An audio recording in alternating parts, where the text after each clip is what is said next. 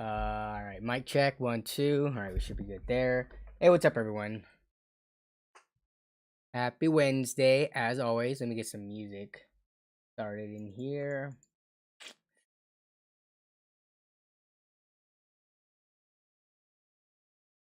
How's everyone doing? Okay, let's see. Music.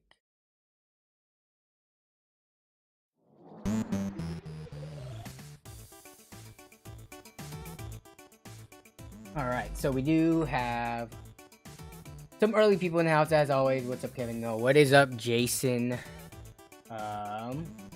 Ben Wong just picked up the 7700X from Micro Center when they did a deal with 32 gigabytes of RAM. 32 gigabytes of DDR5 RAM. What is that going for? Probably like 150, 160-ish right now, depending on the kit.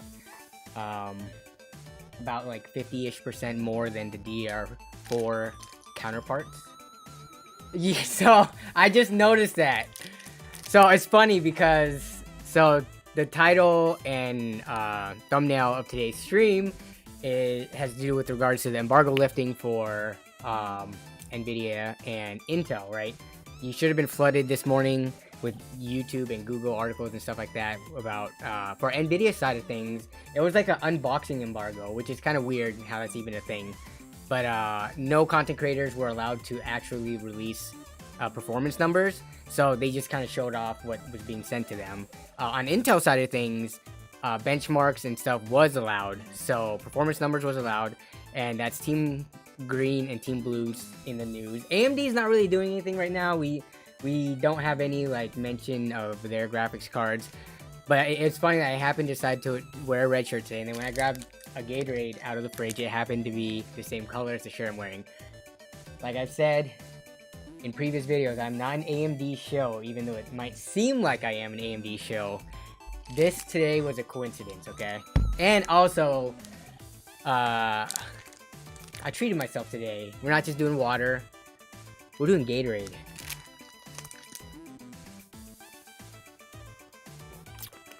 Yeah, I think Intel's cards, they actually look pretty clean. I was able to see them in person at PAX, and I'd say they look pretty good. Not much information regarding AIBs, though. So these are what would normally be considered like Founders Edition cards, I guess, or in-house design. But yeah, I'm curious to see which AIBs they end up having, if any. The I-Justine, oh, give me 1 second. I need to pop out the chat so I can pop people's messages up and stuff. But let's see. Let me get this overlay URL.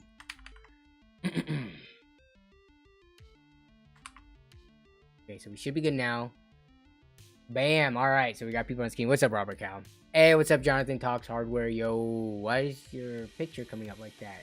Your picture is not loading for some reason, Jonathan. Okay.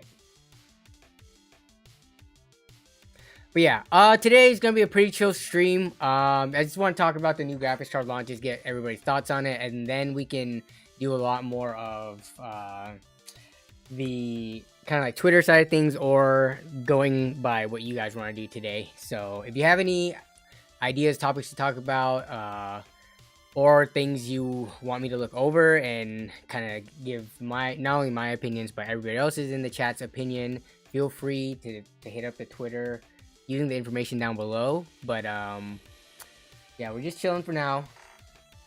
Who else is here? Jason, no. Wait, what happened to the overlay?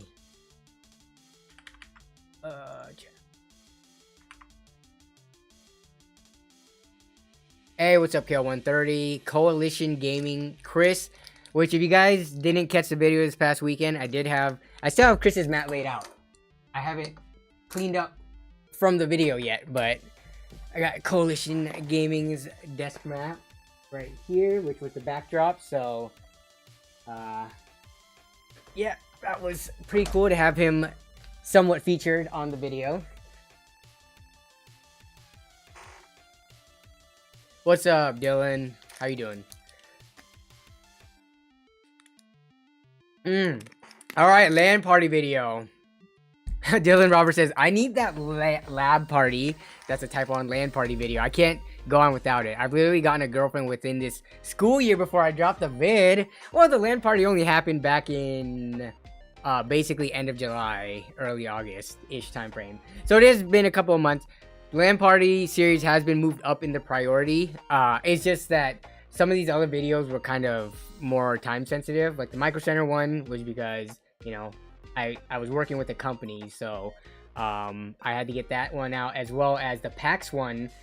When I released the PAX questionnaire video, that was already a couple of weeks late, because prior to that I had other stuff. So LAN party is back up to top of priority. I don't owe any companies anything right now, so I'm hoping to get it out either next week or the week after. So like I said, definitely in October.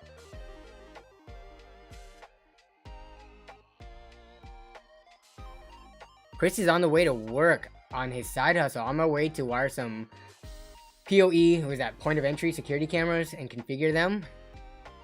Go make that money, Chris. Get that bag. Hey, what's up, Shauner? How you doing? Shane Acker. Hey, hello, Danny, and all us nerds. Is anybody here not a nerd? Like, does anyone here take offense to being called a nerd? I wear it kind of proudly. Obviously, it's the name of the channel, but yeah, nerds are, we've made a comeback in recent years. It is the in thing to be a nerd now.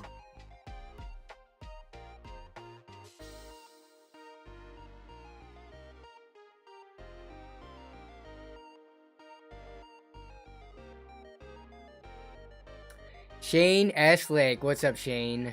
From Down Under. Starting an hour late here this week as we have started daylight savings. Shane, does that make it easier or harder for you to be here at stream now that it's an hour later with regards to your typical Wednesday schedules? Hopefully it makes it easier. Yeah, Coalition Gaming. I was a professional geek for a time. I think he's referring to his time as a Geek Squad member, which I am very curious. I would like to work as a Geek Squad member at like a physical Best Buy location for like maybe like a week or a month or something, just to see what that's like, and just because I would like to be able to help people who ask, you know, questions in a Best Buy if they're looking to buy either computer parts or pre-built. I think a lot of us here, you know, with how interested we are in computers, would be great Geek Squad members. Hopefully, anyways. I would think so. Maybe I'm holding all of us in too high regard. But, Chris, when you worked at Geek Squad, did the Geek Squad members, were they actually into computers, or were they just like people who were there for the job and didn't really care about it? Because I think like if you're really enthusiastic and into all of that, then you could do a lot of good for the types of customers that go to Best Buy to buy pre-built and stuff. So Shauner's about to sell a PC in about 20. This is a local meetup, Shauner. About to go meet someone up in a parking lot behind the gas station. Or are you about to list something on Java?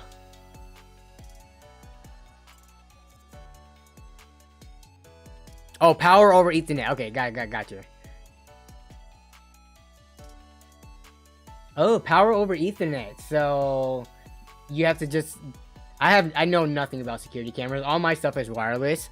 But power over Ethernet, is that so you don't have to have a separate power cable? You just need the one Ethernet line running into it, and it takes care of everything, data transfer and power.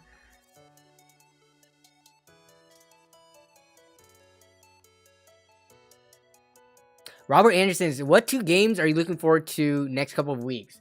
Are there new games being released in the next couple of weeks? Let's see. October PC game releases. What do we have here? Oh, Overwatch just launched yesterday, actually. I have not tried it yet, but I don't know. Let's see if Overwatch 2 gets me back into Overwatch. When Overwatch first came out in 2016, I actually played it pretty normally for probably a year and a half. And then afterwards, it kind of dropped off for me in terms of I just lost interest in it. But I do have a group of people that I am playing games regularly with. Jason is actually one of them. and is part of like his crew, so they're getting into Overwatch 2. I'm probably gonna check it out and probably be playing with them at some point, but yeah. Alright, Shauner is selling a local PC at 3600 1660 Super without knowing anything else in the build. Are you selling this for roughly, if I had to guess, you know, with your profits on top of it, I'm thinking like around anywhere between like $700 to $800. Maybe even less if you're trying to take less of a build fee, but I would think $700 to $800. Someone would buy that and get a pretty enjoyable gaming experience for those specs. But let's see how much you're actually selling it for. TYC says, I have a budget of 500 AUD for a GPU and don't know what to get.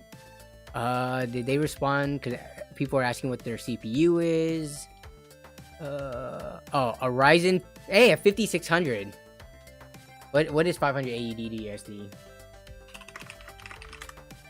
So that's 325. I don't think they're gonna be able to get a 3060 Ti. 325. You're looking at a 6600 XT, which is actually perfectly viable. It depends on what the pricing is in Australia.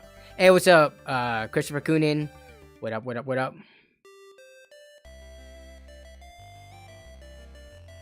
All right, Eduardo. Yeah, definitely. We can take a look over a PC build, or can you take a look over a PC build someone's trying to build for me, and let me know your honest thoughts based on the parts. Can you tweet that to me, Eduardo? And if you don't have Twitter, maybe you could just email it to me. Here, because links just don't work unless you're a mod, unfortunately, in YouTube. I wish there was a way to make it work, but Twitter or email would be the best way to get me that link. So yeah. Oh, 600, Shauner, nice, dude. Yeah, so that's a good deal for whatever you're selling it to that person for. You got it for cheap and need to get rid of it. Well, it's gonna be for my cousin, but he doesn't need it, and I'm tired of it taking space in my room. Nice. So $600 for a PC that has a 1660 Super and 3600 for it. Yeah, whoever's picking that up, I hope they enjoy that PC, because that, I'd say, is a good price for it. You're not, I mean, let's just say your time was worth $100 gathering the parts and stuff. That's a $500 in parts build, so. The 3060 is 500 and the 6600 XT is 470. So yeah, TYC, depending on what you want out of your graphics card, if you want the DLSS and ray tracing as well as RTX, like voice and things like that, then the 3060 would be the way to go. But if you don't need any of the extra stuff and you want like just the raw performance, then I would go 6600 XT, just because it's not even that the 6600 XT is cheaper, it also just performs better by a good margin on most games. Definitely look up the games that you are specifically going to be playing.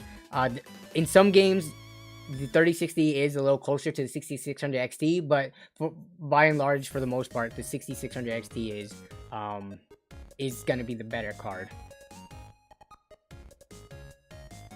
Jason Wimmer, 6600 XT, only if you don't want the ladies to come over. Bro, we are gamers. We do not have time in our lives for the ladies, okay? That's why you want the Andy card. But, alright, we got Hazard Me with the new channel membership join. Thank you, Hazard. I appreciate that. Mostly driving games. Okay.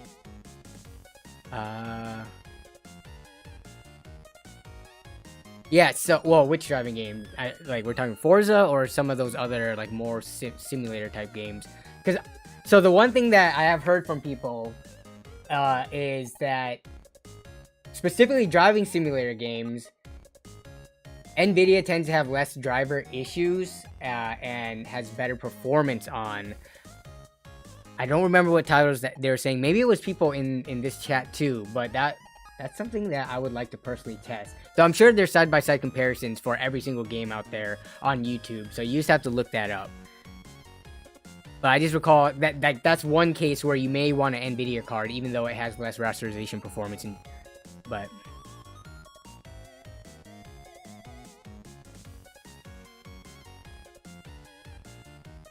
Yeti says, appreciate your help when building my PC. Hope you're doing well and take it easy. Yes.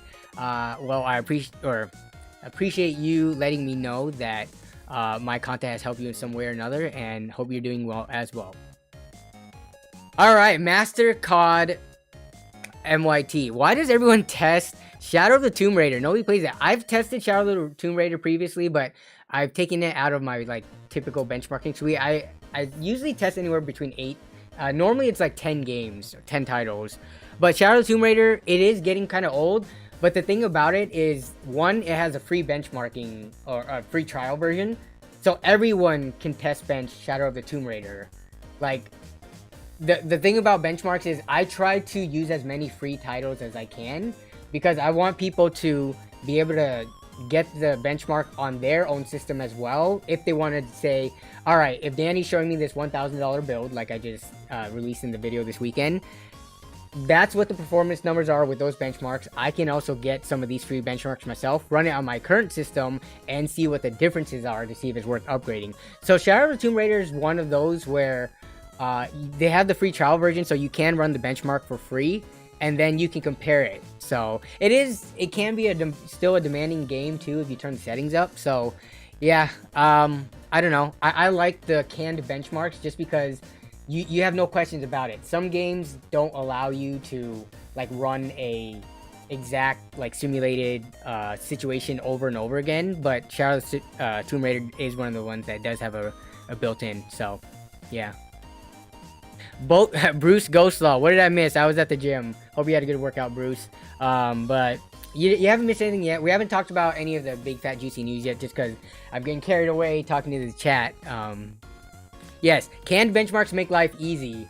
Even if there is no canned benchmarks, I do appreciate games like Apex Legends that has a shooting range or like a big map where you can just run around, because like my Apex Legends benchmark, I do that same run every single time. So whether I do a benchmark now or like half a year down the line, if I'm trying to revert back to or compare old data that I have, I could do that exact same run. Whereas you can't do that with some of the games where you're forced to, you know, be in like a live match, because it's not going to be the same people, not going to be the same actions and reactions and things like that. So yeah.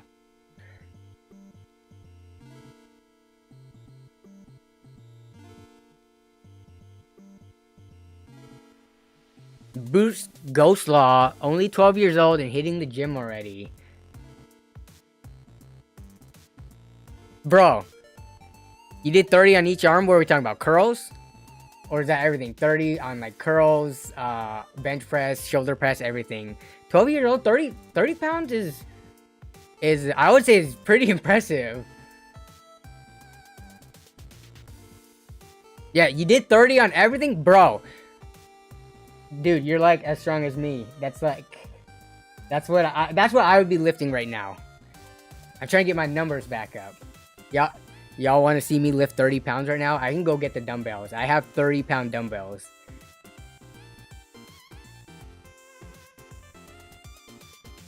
I don't know. Okay, so regarding weightlifting at a younger age, I haven't followed up on this recently because it's been over 20 years since I've been that young, right? But is it still a thing where when you start lifting really young, it may stunt your growth or development, especially if you, I guess, lift heavy?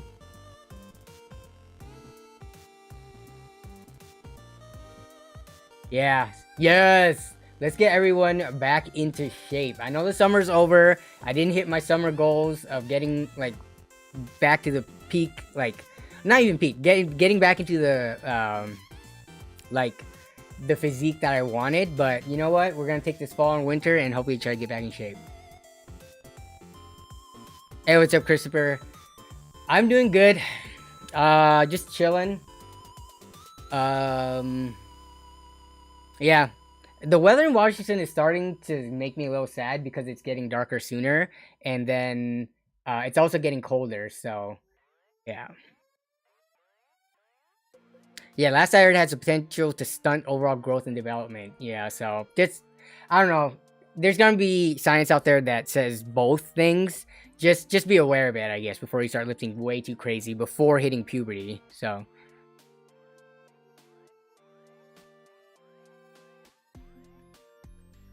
Be careful, AMD is watching me. Wait. Why do I have to be careful that AMD is watching me?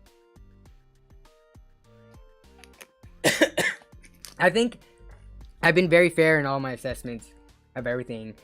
And AMD should be happy that I usually talk about them in a more positive light than other people do. Hey, have you checked this new free Gundam from Steam? Yeah, so there's a new Gundam game. Jan is very into Gundam, Man Karate. And they were talking about it, but I haven't been able to check it out yet. Lisa Sue is behind Danny pointing a gun at him.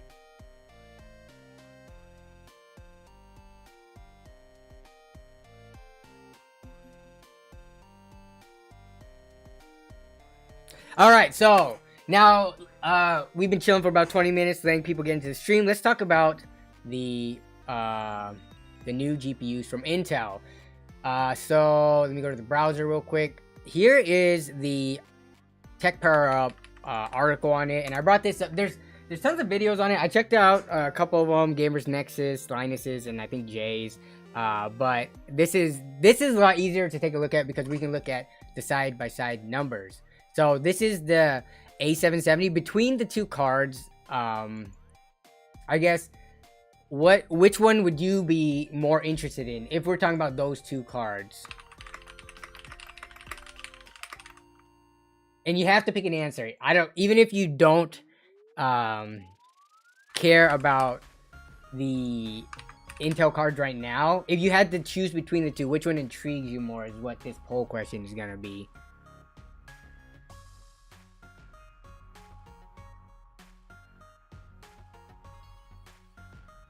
But we're taking a look at the price point of them. Let's take a look here. Let me zoom in on this so we can see it better. So we take a look at the price. We're looking at the A750 at $290 and the A770 at $350. So this is very similar to if you were to compare it to when AMD and Nvidia launched their cards. This one is gonna be kind of like the lower end. I would say it's like the 6600 or the 3060, which was supposed to be 330 bucks. And then you have about like a $50 to $60 price increase for the next higher step up, which this one would have been like the 3060 Ti or the 6600 XT. So price wise, the Intel cards, I think they're very attractive. I mean, sub $400 for something that's just releasing right now, which by the way, these cards are going to be available on October 12th. So that's going to be next Wednesday. They should be available to buy. Right now is just the week prior embargo lifting. So performance numbers from all the reviewers are out. Sad. I didn't get a chance to check one out, unfortunately. So I'm going to have to get one later on after the fact. But yeah. So sub $400 sounds nice, but from what I've seen, the performance on these are hit and miss and more of a miss given their price points. It's going to be very interesting though what their prices are going to be on release, if they can stick to this, what the stock is going to be like, and if they dip below this, as we sometimes see happen. Rarely, but if Intel is truly trying to be competitive, the price has to be lower given what I've been seeing. Shane Shane, you can't choose neither. I'm just curious between the two cards, which one people would be more interested in. The one that's you know, more 1080p targeted, or the one that's more 1440p. Yes, I would agree, which I found really interesting. And I want to bring that up. So let's go to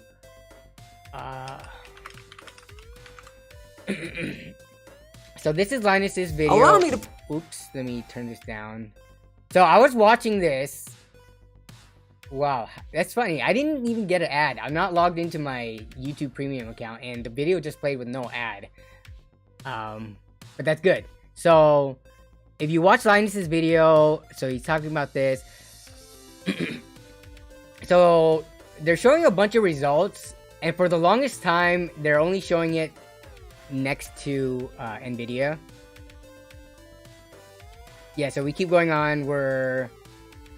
Okay, they're talking about pricing, and it takes about about a little bit less than halfway into the video until they bring AMD into the equation. So I thought that was kind of funny because I think Intel's gonna struggle because of the existence of AMD's cards. We're talking about, when you talk about why most people don't like AMD, they talk about driver issues. This is going to be like a whole new era of, you know, first generation of desktop graphics cards from Intel. Talk about driver issues and compatibility. This is going to be like magnified like tenfold compared to what AMD is actually experiencing right now. Like, AMD cards does not have as many problems as a lot of people like to say. But I think with Nvidia, like, this is where I'm going to say, like, oh, someone told me they don't want to go Nvidia because of driver issues. Yeah, I'm going to actually believe them and not just think that they're, you know, echoing a sentiment that fanboys usually do. So the 3060 is similar to the A750. Price-wise, yeah. And performance-wise, I guess you could say too. It's just, this 290 is a little bit weird of a spot. Price-wise, I think. Stay hydrated. Thank you. Yeah.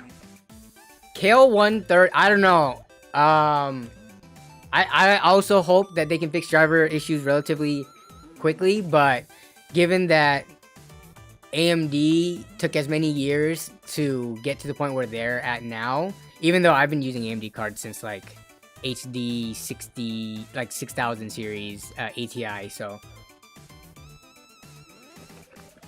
And in all those years, I never thought driver issues were as bad as people had claimed them to be. But, you know.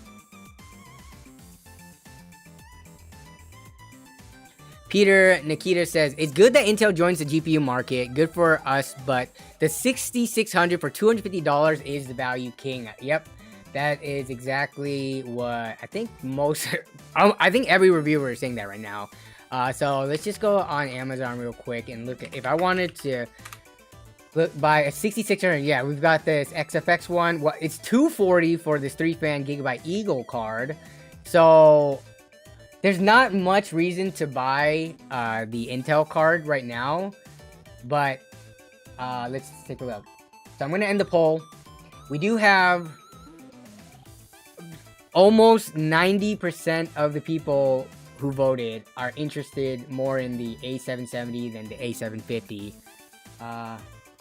which I would say I would be more interested to check out the A770 because I want to see what the top of the more like budget ranges between these two cards is and compared to what it looks like AMD and Nvidia.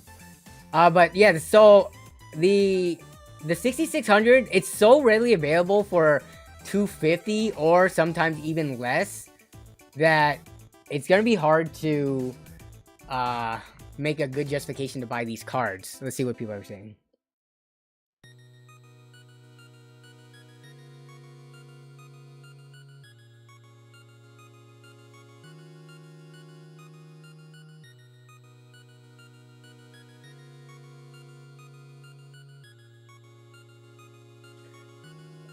Jason said, I tested the 3080 Ti against my 3080 for a new video today, and dang, the increase isn't worth the money. $200+ for 5 more FPS. Which titles did you test and at what resolutions? Also, does that... Oh my goodness. Alright, so we're about to get a huge bombardment here. Holy... Okay, Citrus. How many memberships was that? Because my chat is not showing it well. 50 channel memberships. Wow. Yo. I forgot to even show. So this, dude, you know how difficult it is every single week, which I appreciate it so much. Alright, so we're gonna let these play through for a little bit. Jesus, 50 gifted memberships.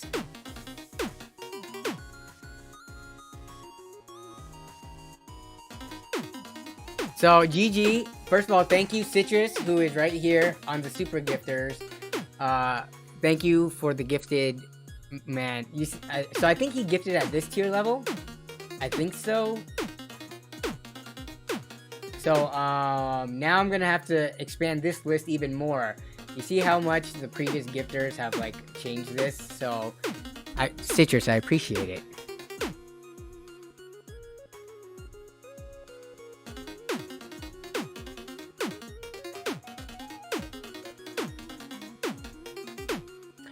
David Whitney said, my findings from Jay's 2 cents. The ARC is better than RTX 3060 in most cases. Here, let's take a look at the actual numbers itself. Is there a relative performance? Okay. So we're gonna be bombarded by a little bit by these Spitfire alerts, but you know. Citrus, I appreciate it, man. Adding to the list, are we? Yeah. Yeah. So we can take a look at the numbers here. Who is the reviewer by Wizard from Tech Power Up? Okay. So I would say for the most part, Tech Power Up is very trustworthy.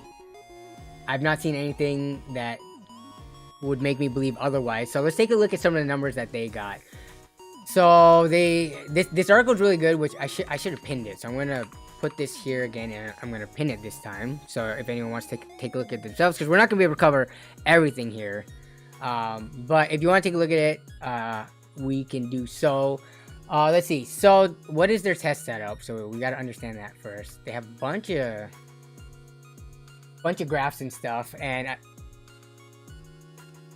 they're using the 5800X PBO. Okay, not X3D. Interesting. Probably because they started their test bench and they want to keep everything consistent, right, with this. So okay, so that's fine. X570 board, 4000 megahertz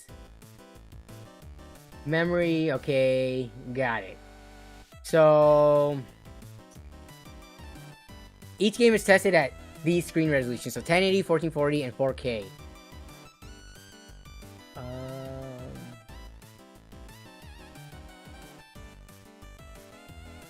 Let's take a look at some of the numbers, starting off with Assassin's Creed, which is the game that I like to test because it has a built-in benchmark and it's a very demanding game. So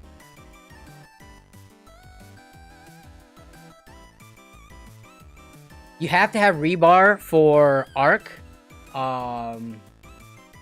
Let's see. Did a lot of the reviewers test resizable bar on and off? I didn't recall that. I was actually eating lunch when I was kind of listening to all the videos, so I didn't catch that. All right, if we just look here, yeah, wait.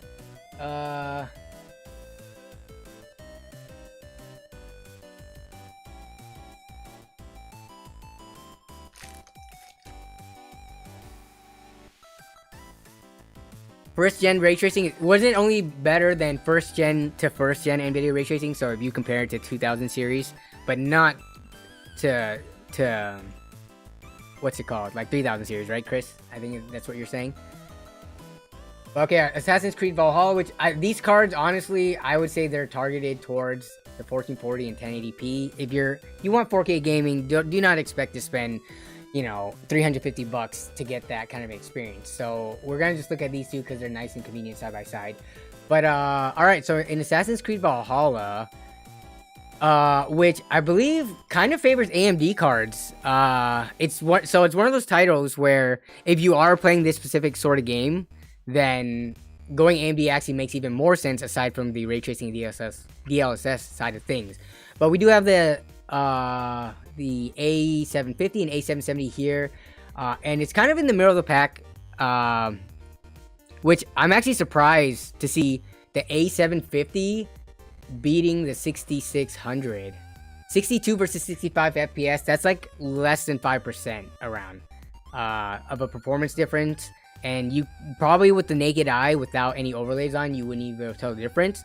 But we're looking at a 290 card here and one that has dropped down to around 250. So for Assassin's Creed Valhalla, these numbers I think are fine with respect to where it falls between the 3060 and then the 6600 XT and the 3060 Ti. So TYC says, does anyone use 800 by 600 res still? Some games support it. That's actually a good question. Does anyone here game at a resolution?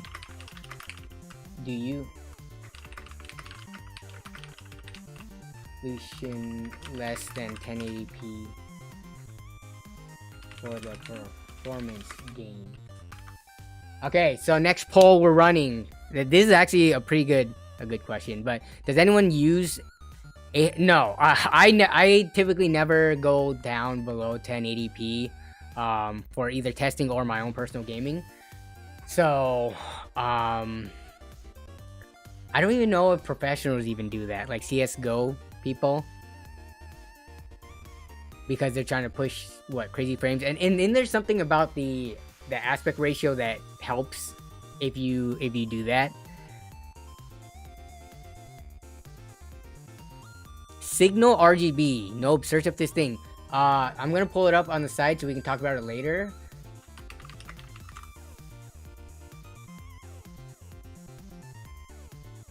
You can find a 6600 used for $215. Is that how much they're going for now?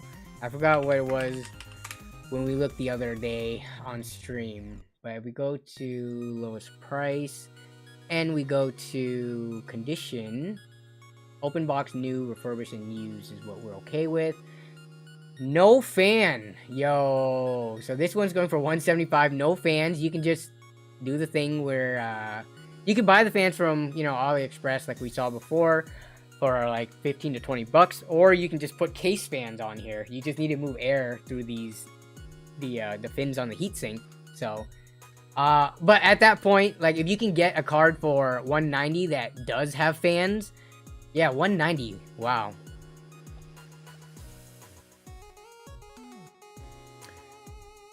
Citrus says, Jason, if Doback gets in this stream, I might be in for some trouble. You guys and your competition, well, I do appreciate it. Do not go broke, or do not spend less on yourselves because you're donating to me, please. But the competition is, I do admit, it is fun, but do not feel pressured to do so. I do appreciate you, though. Spider-Man Remastered has 800 by 600. Yeah, I mean, so plenty of modern day games that are coming out, they still support lower resolutions, which is kind of cool to see, because it kind of shows that the developers still realize that people out there don't have the highest end computers, and they want to reach as much of the market as possible, right? And I've talked about this before. That's something that I think games like World of Warcraft specifically, it was known for running on a potato for the longest time, and that makes so much sense because it allows more people to play it, less of a barrier to entry. But yeah, in terms of the 6600, I mean, when doing comparisons, you have to be fair. Hey, thanks, Fecal Flipper. Love that name. I think that's a channel renewal, because Fecal Flipper I've seen in here quite often. Wait, what's going on? Why are all these renewals coming up? I think there were so many membership. Oh, I think this is continuing from earlier. Now that I'm coming back on this screen, because I changed screens halfway through. Yeah, Shane asked, like, why would you buy the broken one? Well, the broken one comes at a lower price. That would be the only reason. And I would buy the broken one to make a fun video, like a super budget build video. I would buy the broken one because it's more of a unique card, and if you're like trying to min-max FPS and you don't care about aesthetics, that would be the reason to buy it. But that's like from a content creator standpoint. As a non-content creator, I would suggest everyone to go out there and just buy this one instead for, what, $15 more? This one right here. Okay, so in terms of Assassin's Creed Valhalla, performance is looking good. So let's take a look at the next Battlefield 5, which I don't like testing the Battlefield games. I did previously, and I've dropped it from my benchmarking suite, especially since this one is a full AAA title that you have to buy, and I wasn't feeling that. I would start doing Warzone again, Call of Duty Warzone, but my issue with Call of Duty Warzone is they don't have like preset settings, so it's really annoying to convey what you put your settings at when you're trying to show people the benchmarks. They don't just have like a default kind of like overall high, medium, and stuff. They have individual settings, so you have to be very detailed to what you say you're testing at. And they don't have a canned benchmark or anything. The closest thing would be the practice round, which people have complained that practice round isn't representative. Okay, so for Battlefield, I don't... Do they have ray tracing? Let's see if they... I think they may have just done a rasterization run. Ray tracing. Okay, so they do have a ray tracing section. I don't believe this is with ray tracing. Okay. Do they not say the settings either? I'm kind of surprised that they don't put... So they only put the resolution, but they do not put... you know, like what the settings were, RT on versus RT off. I would assume it would be off, but... So Battlefield here, it does not favor them as much. It is falling behind the 6600 and 3060. And in 1440p is where you start seeing both of the cards do a little bit better and they move up in the ladder. But so just looking at these results, I mean the A770 is about the same price as the 3060, so I guess that's fine.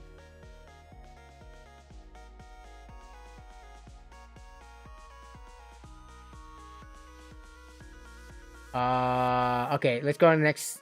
Borderlands 3. Okay, so this one has a canned benchmark, which is nice.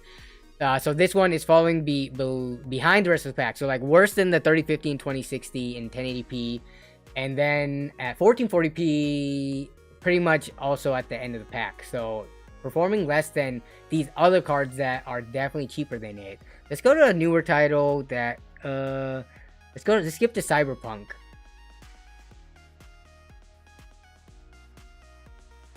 Wait, what keeps disconnecting? Are you talking about the stream or something else, Chris?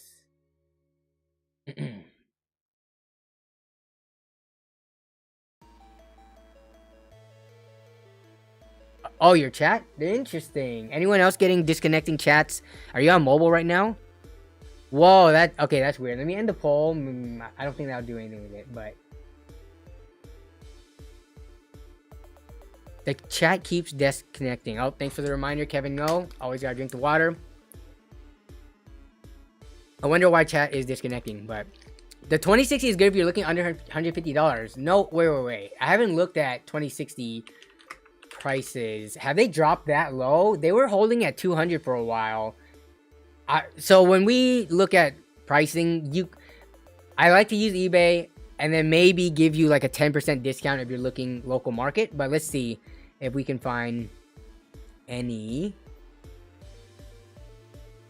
Yeah, if for chat disconnecting, I'm sorry about that. It seems like it's happening for some people and not others. So I'm thinking it's on YouTube side of thing. Definitely not, you know, due to me using an AMD graphics card. Okay, let's see. Apply. So the cheapest 2060s that I'm seeing is $200 about. And I would definitely go for something like this. The multi-fan as opposed to a single fan card. Riverside, California. One sold, huh? Interesting. Got a 3070 Ti. Don't want no more. Would you buy... I'm not saying like would you buy this card for your own personal system right now, but if you had $200 and you needed to get a 2060, would you buy this based on what we're seeing here? So we have a seller that has one picture, which is pretty blurry, one rating. Let's take a look at what this is. They have one positive feedback in the last 12 months. They haven't had any positive feedback, so this might be an older account. When was this account made? Don't they usually show the date of when they joined eBay? But this is a little sketch in my opinion. $200, no returns, free local pickup. Oh, okay, so they're not even shipping it out.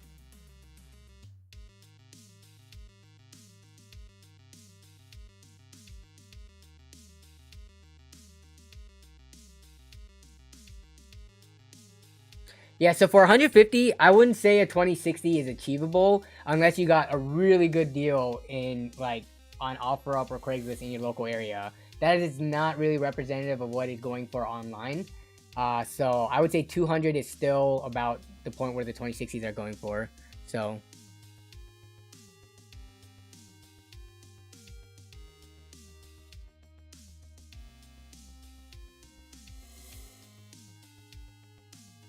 yeah. So if we keep going down, you start seeing some of these other ones. This one looks like it might be the most. Okay, this one 100% positive, 132, good pictures. So this one's 210 with free shipping. You can make an offer. Maybe you could get it down to 200, but let's look at the description. In excellent condition, of course. This was definitely not used to mind on at all. Even if it was, I wouldn't be too concerned. But Bruce says, Danny, is my gaming PC, you have an i7 6700K and a GTX 1080, or my laptop, a Ryzen 5800H or 3050 Ti mobile better? I put 3050 Ti and it's a laptop, so you have some performance hits there versus a 1080. That one's hard to say. First of all, if you have both of them, you should just do a quick benchmark on both the CPU and GPU.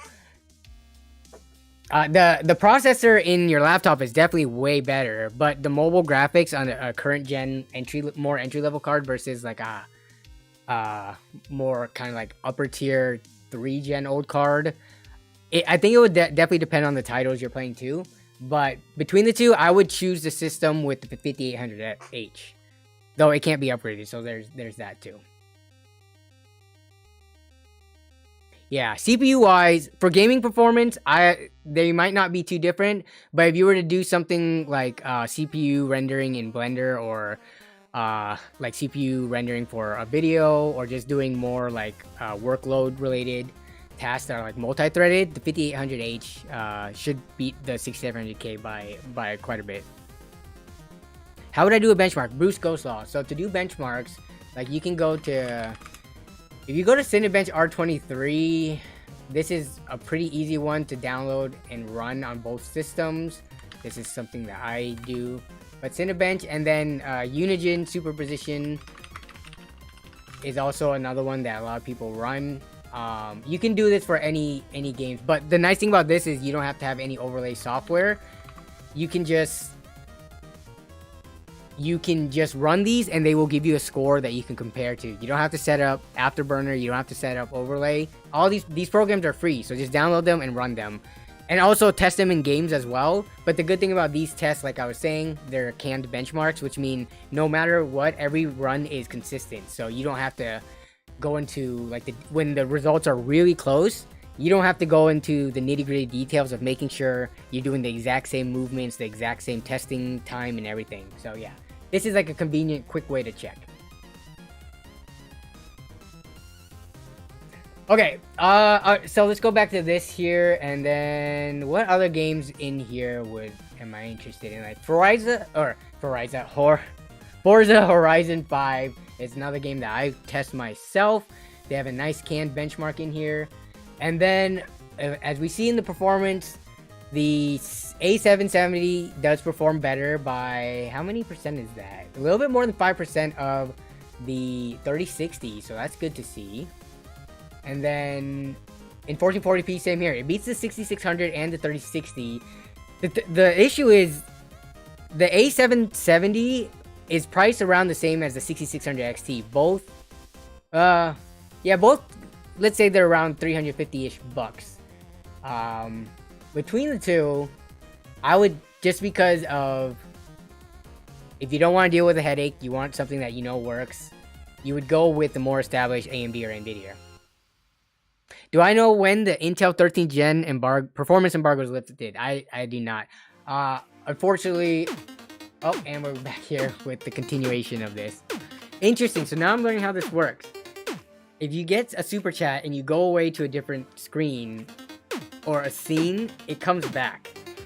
But yeah, unfortunately, Intel is the only company that I've never like had contact with. AMD, I did, but I kind of fell off of their list for getting stuff to be sent pre-embargo, and then kind of the same with Nvidia. So, yeah, they moved on from me. So unfortunately, I have to wait till stuff is released until I can play with it.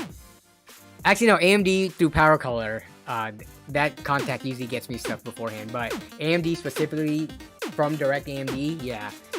I think the last time I got something from them was the 5600X, but Asian dude said I'd go with the 6600 XT, less of a headache. Yeah, I'm excited to play with the Intel Arc cards, but I can already predict that my evaluation of it will be, do not buy this card if you are like more of like a entry level like PC gamer or user, and that you know that you wouldn't be comfortable troubleshooting or dealing with some of these issues yourself. It's kind of a tough situation, right? Because if AMD does a horrible job selling these cards for, you know, whatever reason, if it's priced too high, that higher than people want to pay, or just because the driver support and performance level isn't there, how long are they going to stick it out and do that for the next generation of cards until they get to a level where, I would say to where AMD is, which is still trailing behind Nvidia, but if Intel can even get up to AMD's level in terms of market share and like, you know, winning over the comfort levels of users out there, then I'd say that was a huge victory in their book. But best adult website, get out of here. How do you hide user from the channel?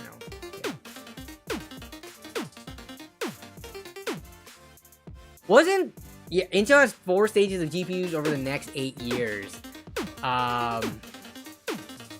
Who was reporting on it?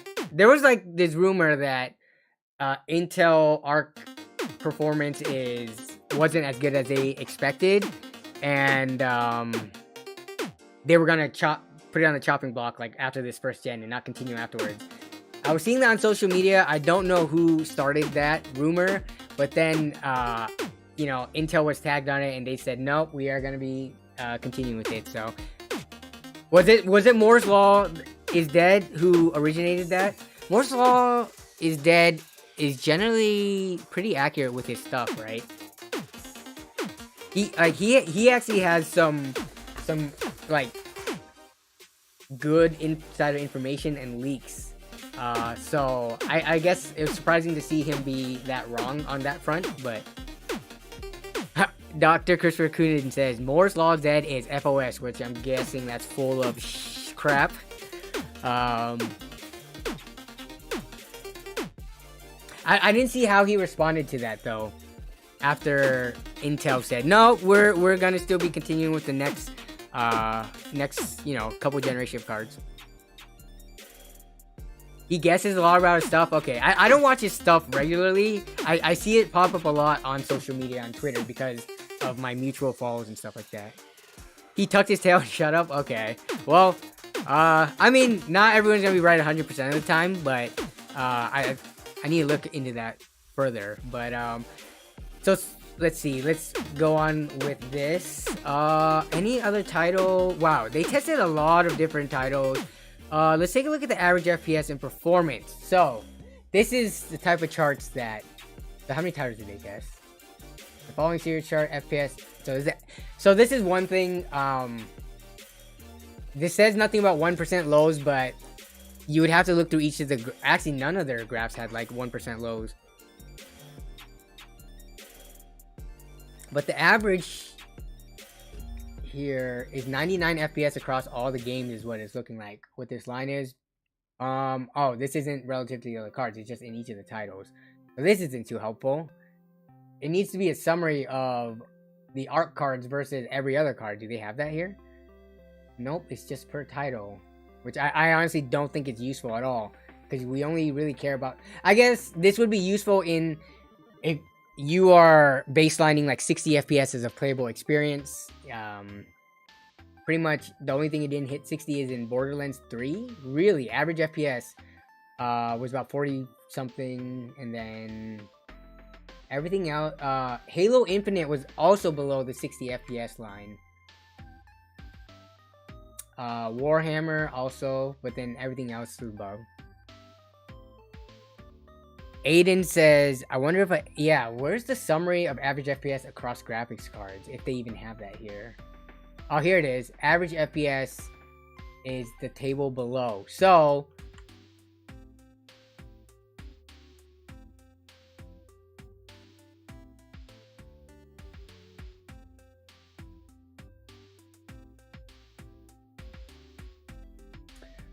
the A750 is just slightly above. I mean, would you guys consider this a notable difference at all? Or could you say that they're basically the same? We're talking about a 0.9 FPS, less than 1 FPS average difference. What with one card supposedly being 290 here, and then the other one we can readily available find it for 250 if not 240. We now have 2 fine wine companies, says Dr. Christopher Coonan. Yes, that is correct. Something where the cards will hopefully mature with, you know, more development and driver support, and maybe in a year or two, when we're looking at these cards, they're going to be performing way better than these initial benchmarks are showing. Hey, what's up, John? Those are miserable numbers for the A770. Hope you're feeling well. How much will drivers and updates impact performance? If it's anything like AMD with their the RX like 480 and 580s, it could a little bit. And it's kind of tough because of the way, you know, this is Intel's first kind of release. Right now we're seeing 290 as the MSRP. Remember the 660, oh my, yeah, the 6600, those did not start off at $250. They have seen about a, what would that be, $80 price drop from their 330 MSRP to right now being $250. So these cards are going to drop in price over time. So it's going to be better competitive when it comes to an FPS per dollar standpoint. But the biggest issue, and I'm very curious to play with these because I want to see if I can replicate any of the driver issues that people have complained, or even of the big reviewers are complaining about. Like, I think Steve from Gamers Nexus said they had to test with 3 different monitors because sometimes when you plug in a monitor, you just get no display, which would be an issue if you, say, have a AMD CPU with no integrated graphics. How are you going to get in and, you know, get your card to work and troubleshoot it if your one dedicated graphics card, your sole, you know, way of getting a display output, if that isn't working? So that would be fun to replicate, just so that I can get a real feel of, is this really an issue or is this not as prevalent? So yeah.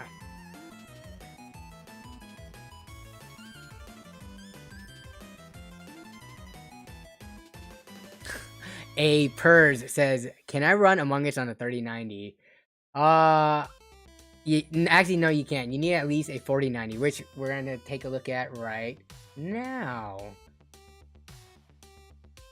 Okay, so let's go back to YouTube. What are you guys' thoughts on, so, RTX, not 3090, 4090.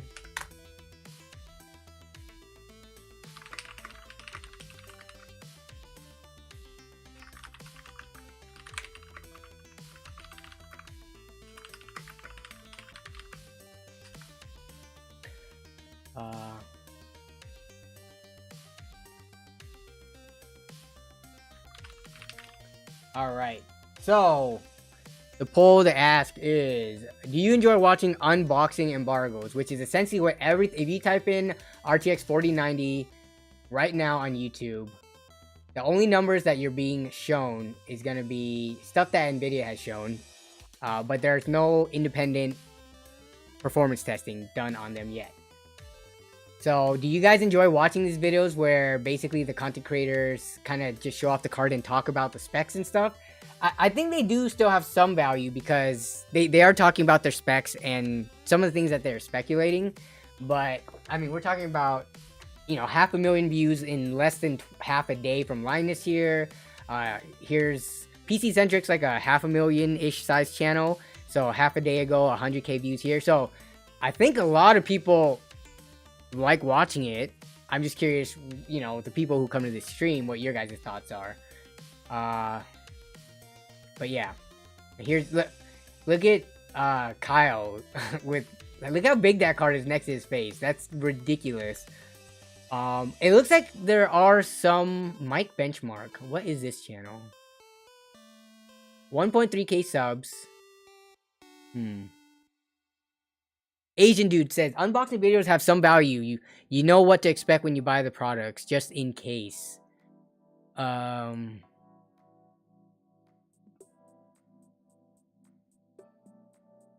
Wait, what did KL130 say? What one word did you have to leave out? I had to leave one word out of that. Oh, it's a big card. Oh yeah. What are you gonna say? It's a BFG. It's a big freaking card. Or BFC. Okay, so here's a channel. This is interesting. Here's a channel called Mic Benchmarks. Not a large channel at all, but that doesn't mean that they should be discredited anyways. Let's take a look at these.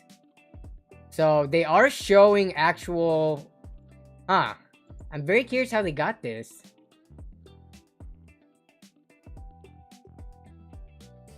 Let me put it in theater mode.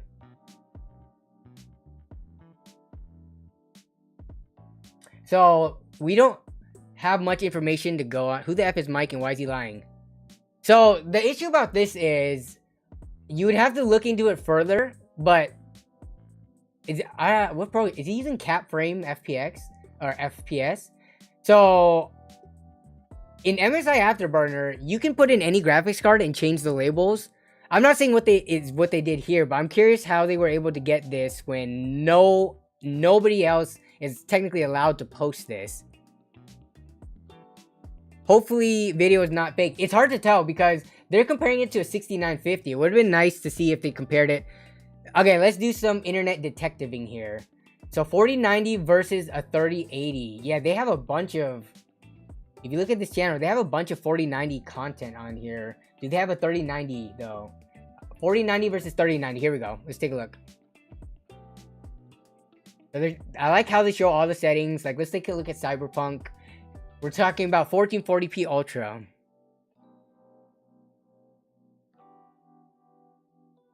So if we take a look at these numbers, so 95 over.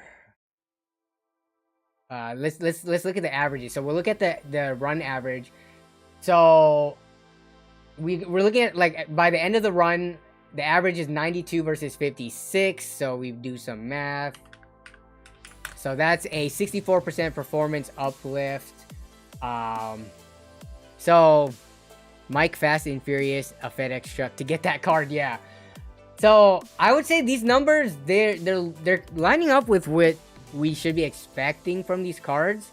Very interesting though how this is like one of the few channels or one of the few people who was able to get a card and do all this benchmarking and releasing it. I wonder how Nvidia feels about this.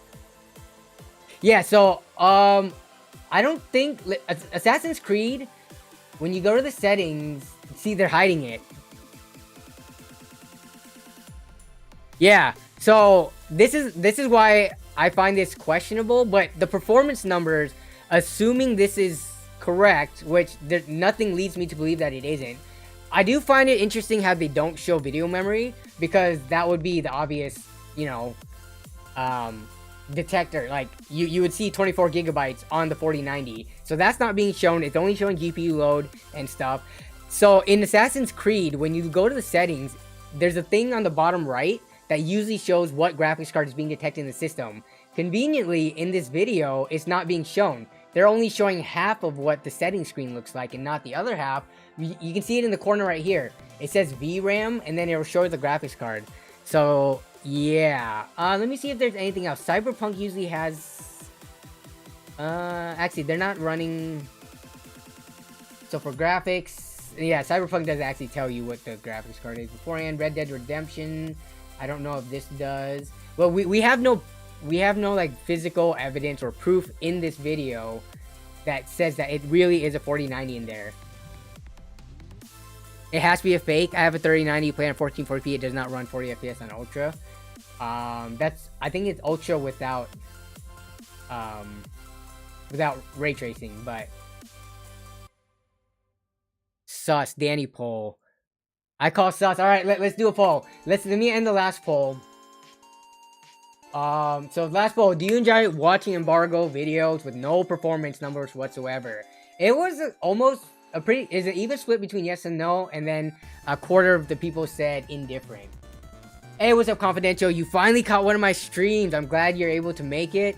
It's pretty chill here, you know. We just talk about whatever is in tech news and then try to help people out. So let's try to finish up with this discussion of Nvidia cards, so then if anyone needs help with anything specific, we can get to that portion of the stream. But this fall, do you think this mic benchmark 4090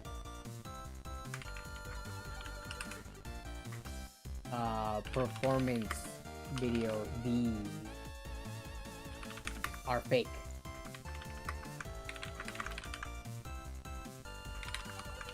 All right, let's see what you guys think. See, there are ways, and people will do anything to, you know, be the first to like release info and stuff like that. But what, I don't care what they're showing here. You can't tell by the YouTube compression anyways. So even though they're showing these supposed settings, what they could have done was scaled down the settings afterwards so that they can get higher numbers for, like, on this side for the 4090. So even though they're saying it's running at ultra, we can't tell from the YouTube like quality. They could be running it at high or something to boost these numbers up and pretend like they have a 4090. I have not seen anything that would prove to me that this is indeed a 4090, so there's that. But a lot of people, okay, so a lot of you guys are also thinking it's fake, which is good because let's see what the comments of this video says. Can you show us 5090? That's funny, versus 6090 next week. So it looks like some people do think it's fake here. Incredible. There's an NDA in place. Yep. Why has this been re-uploaded? The first time was uploaded by, okay. Stop with the cap. All right, so it looks like YouTube commenters are realizing that this may be fake as well. Left side is 2K, right side is 4K. Don't making us fool. Yeah.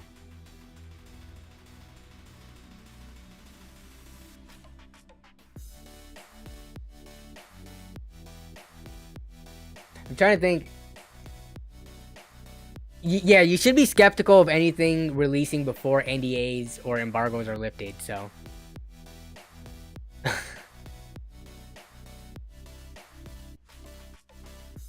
Yeah, of course. You left a comment and asked how he was able to upload it with the embargo being next week. Yeah, they didn't reply. So, obviously, that's kind of... See, so the sad thing about this is there's a lot of money to be made in affiliate marketing. So they put this video up, even though let's just hypothetically say it's fake. I can't say for sure because I don't have 100% proof, even though I'm like 99% sure. But what they do is then they put up these Amazon affiliate links so that people who watch these videos, you know, in a week's time, these Amazon these affiliate search links will be populated with 4090s and 40 series cards. Then they can make a buck off of it, even though they've done no real work, or they've essentially lied about it. So that kind of sucks.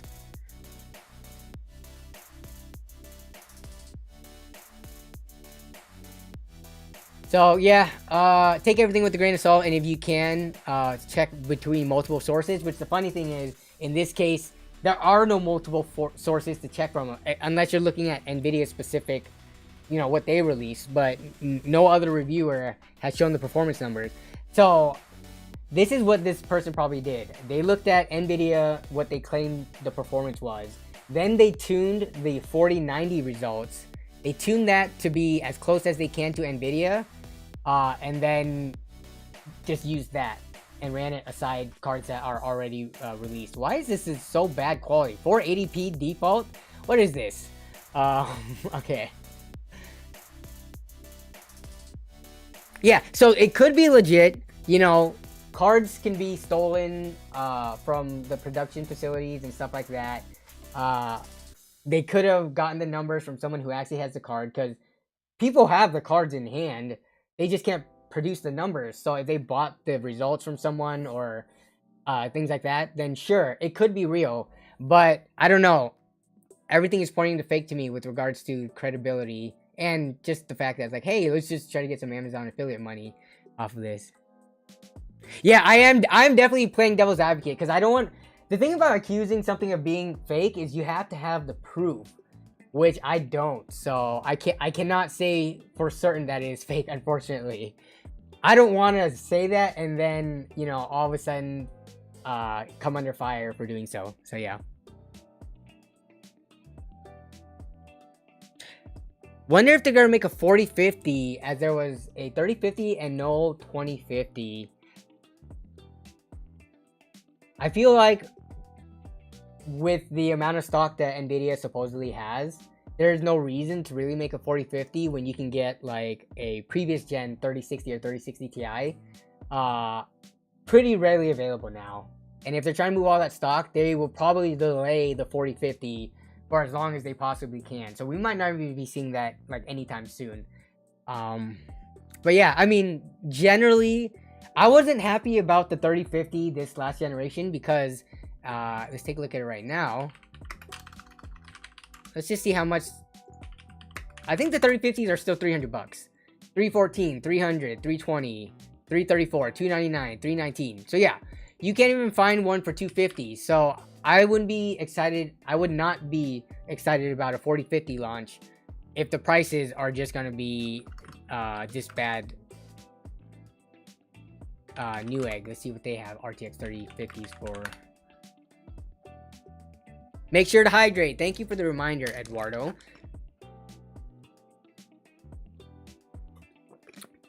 Thank you, and also thank you, Chris. Yeah, when you guys use the emote for the water drinking, that catches my eye way more than text does. So, yeah, 3050s are way overpriced. Let's see what the lowest price. Is there any below? Can we get 290? Not even. We can't even get 280 or 290 on the 3050s right now. Bottom line is 300 on both Newegg and Amazon, which I would say is two of the bigger online retailers. Let's see what they're looking like in the used market, though. Is anyone? I don't think these are gonna be too cheap, but we'll see. Because I don't think these cards were ever that popular for mining, so I don't think they would be as affected by, you know, ex-miners flooding the market with the cards. But we will see. So new open box, all this stuff. So the 3050, if you wanted to right now, there's a new, here's one. Used card. This looks okay, looks fine. Pictures look like they can be fine. So you're looking at about 220 after cost and shipping. You could make a lower offer. And I mean, this is an inferior card to the 6600, which you can buy for 250 brand new. Used for light gaming and editing, never mind with. Card works perfectly, comes in the box. So yeah, the 3050 is kind of plagued with the Nvidia Premium, unfortunately. Even if you could find this at MSRP for 250 for a brand new card and all the RTX features, I think it's not as bad of a value. I'll say that. But yeah, look at this. Wait, seriously, it goes from 205, then the next cheapest used card is 275, 260 with 16 shipping, 280. So yeah, the 2060 for 200 bucks is looking like the, you know, the better buy between those. 3080s on eBay is looking good, says Jason Whitmer. Let's take a look at that. Yeah, let's see. 3080s. We got some broken ones for 284, which is what we don't care about. I hate you, eBay, for not keeping my settings every single time. So we're looking at 450 pre-owned used. Look at this. So Oh, is this the same card that we've seen? Was this someone that we saw? How long has this listed been? Does it show the listing date? I could have sworn eBay did.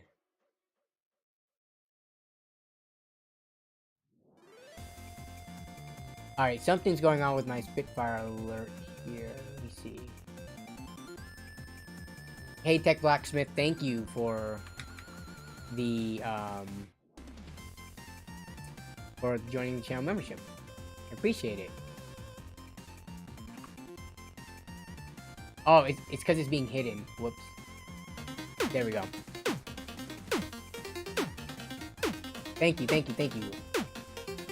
Yeah, but 3080s, this looks kind of like the... Yeah, we looked at this. Did no one buy this? Or was that a different card the other week? This card, I have no idea how it could be in this condition. But, apparently... Used in... Yeah, it was used in immersion. This is the exact same card.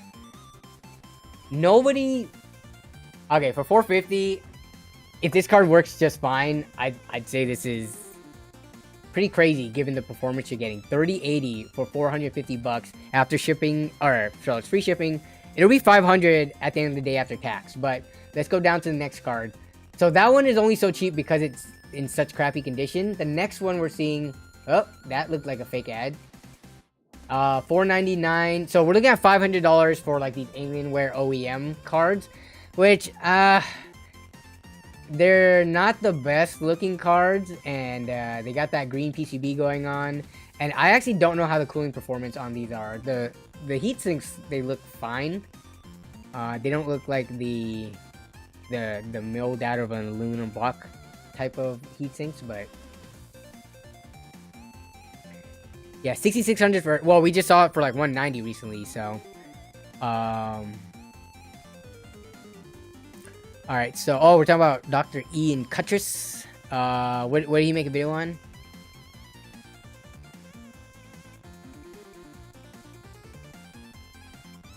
I'm missing a lot of chat.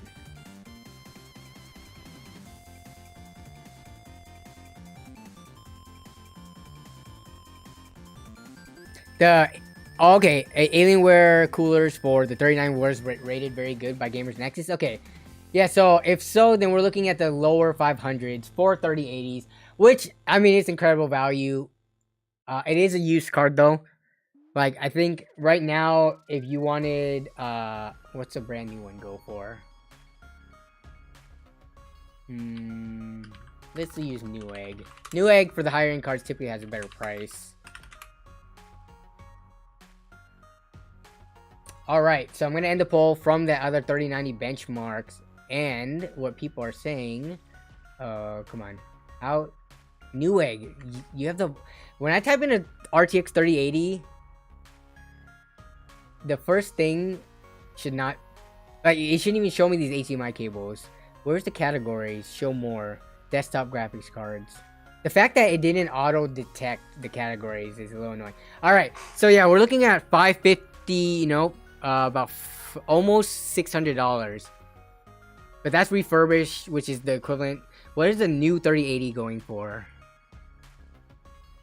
Can I sort by just new? Sold on Newegg, new in stock, condition, new.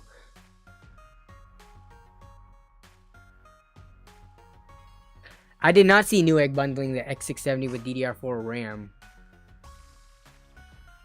Oh wait. I think where was that? Did Gamers Nexus cover that? I might have had it like in an autoplay video. How basically they were bundling it with RAM that wasn't even compatible, right? Let's see if we can find... Oh, they probably took it down by this point. Yeah, Steve covered it. Okay. Yeah, that's kind of embarrassing. I didn't see it on Newegg. But yeah, they probably for sure removed it by now, so we're not gonna be able to find that.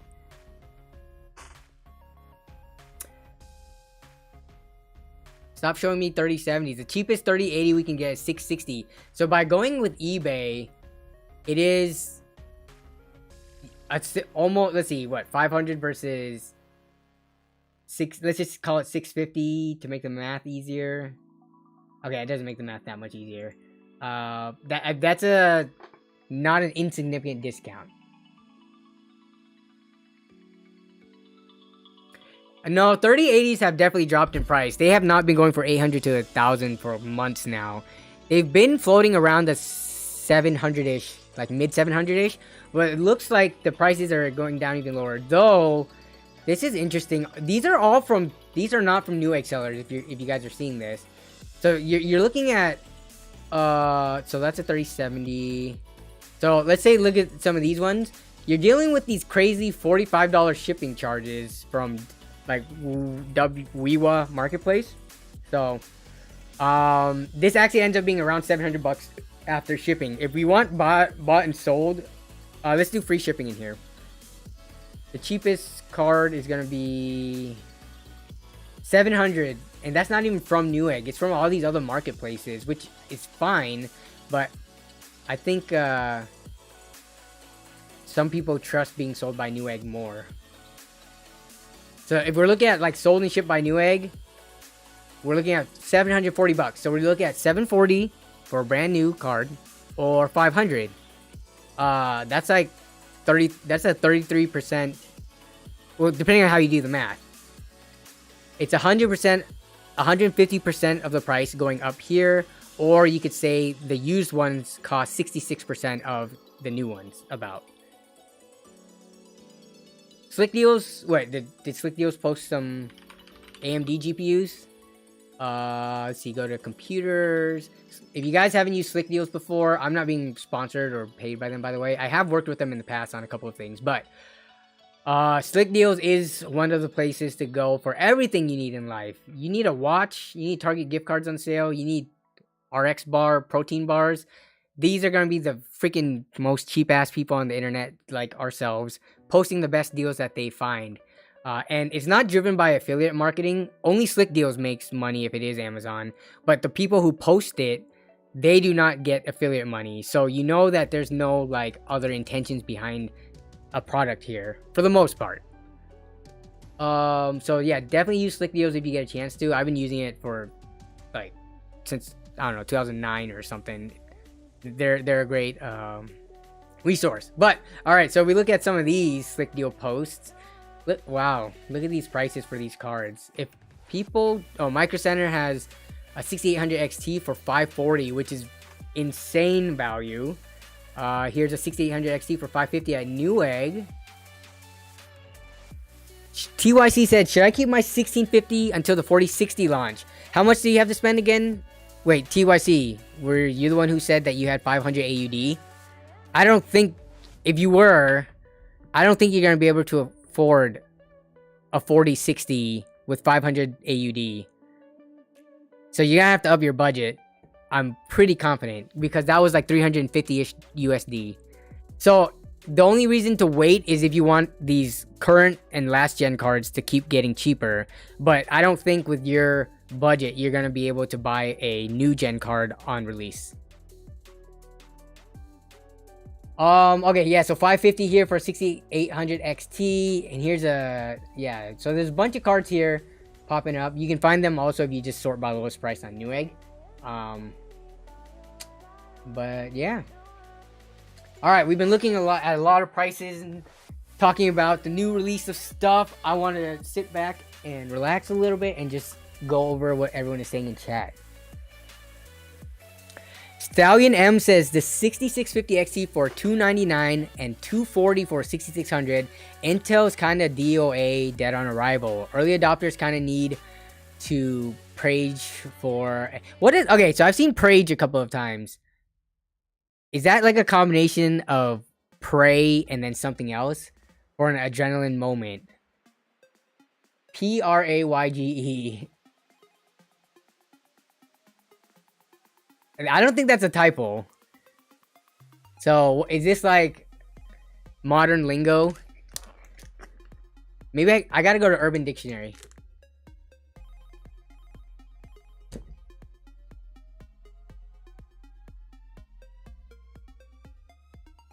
It's a Twitch emote? Alright, let's take a look at this up. Here's my boomer ass looking up Urban Dictionary to see what it is. Is it like the monk, the little frog guy? Prage. Prage is not on Urban Dictionary. Hey, what's up, Mike1360? Just got down with class. I'm guessing you meant done, but of course, with the 10 gifted memberships, right when you got done with class. You're very late to stream. No worries, man. Always do what you gotta do in real life before, you know, paying any attention to me or what I'm doing. I do appreciate you hopping up on stream as soon as you could, though, after class. Thank you. I wish I could pull up that highlighted.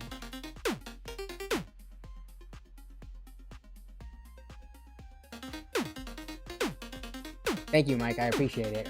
What class were you in, by the way? Hey, yo. Yeah, right. Please don't.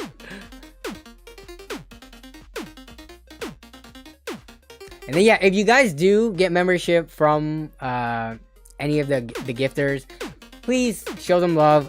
Please say thanks. I can only do, you know, I can only say thank you to them so much, but because they're doing it and directly also benefiting you, please show them love as well. And then, yeah, feel free to make use of... Okay, I need to get more emotes, apparently. I totally forgot that as my numbers go up, I can get more. So, let me know also what you guys think. Like, what emote am I missing? Like, for a reaction or like a feeling that you guys have. I think we have a decent amount covered, but if there's anything else that you think I could get, because I need to do them in like packs at a time. Like when I hire an artist to do it, I get like 5 to 10 done made at a time. So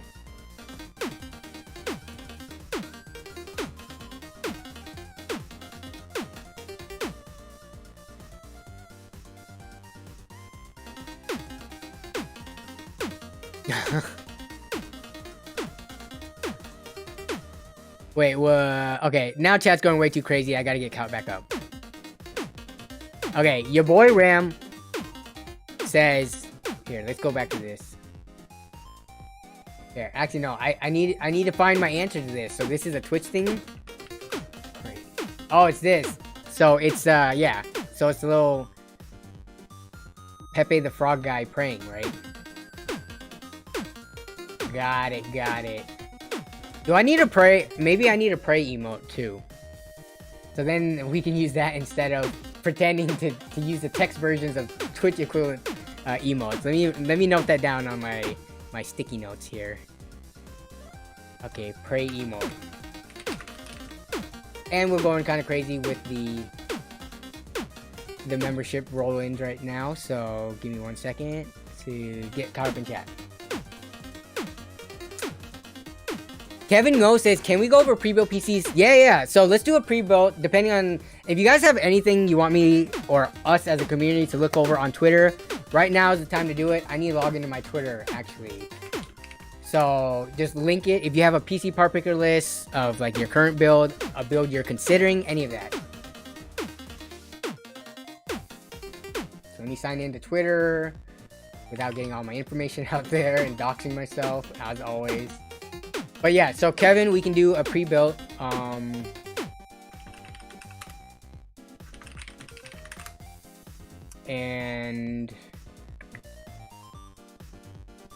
look at other people's submissions, because we're rolling into the final part of the stream where we normally do that. Okay, let me see. Did Twitter, you just changed... Twitter just changed the layout on everything, so... Okay, so yeah, get your stuff submitted over here to Twitter, similar to this. So we have Eddie, which we're going to take a look at real quick. And then, but I'm going to give people time to submit before we do stuff like looking over the pre-built. Okay.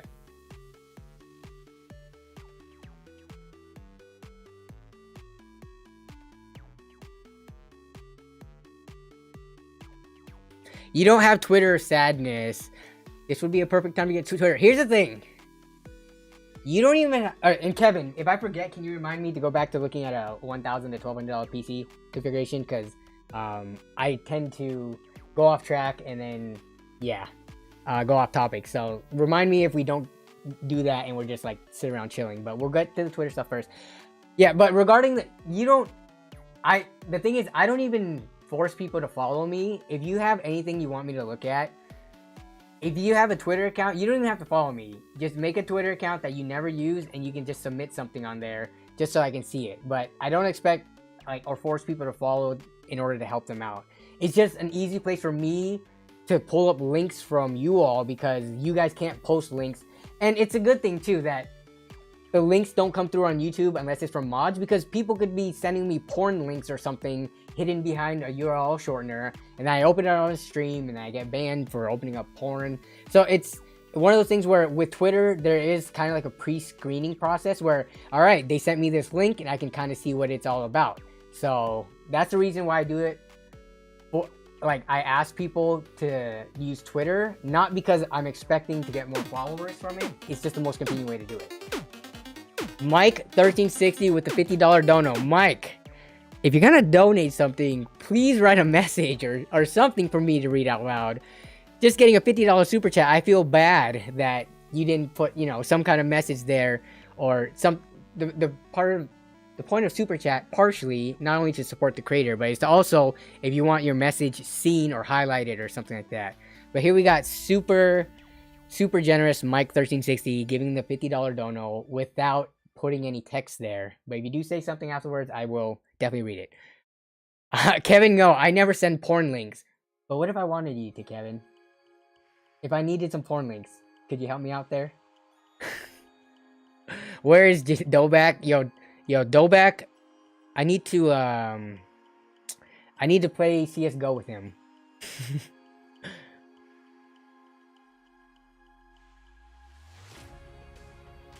Okay, so, here we go. We got some posts. So let's take a look at what people have submitted to Twitter. Do I think a Ryzen 7 5800X will bottleneck a 4090? I'm assuming you're going to be playing at basically maxed out settings, maybe with ray tracing turned on, maybe with, 1440p, if not 4K. In that regard, I do not think a 5800X would be an issue. So, I'm not sure if you've noticed, but I try to be very careful about the way I word things, because do I think a Ryzen 5800X will bottleneck a 4090? Yes. There will be situations where you will be bottlenecking the 4090. But now if you ask a different question, do you think it would be okay to pair a 5800X with the 4090? Then that is also going to be a yes. So I think there are bottlenecking scenarios that would be okay. There's, like I've said many times in the past, there are a lot of, like, a wide variety of CPUs that can fit with GPUs. It's not one single line from one CPU to the other is like the best pairing. It's more like you can max, and like one CPU could fit with, you could use a 5800X probably with the 4060 when that comes out, the 4070, the 4080, and probably if you're pushing it up to a 4090 if you're playing at the right resolutions and settings. So I think that would be okay. But obviously, given how expensive a 4090 card is, it's gonna be able to, stretch its legs more if you get a more, a newer CPU. So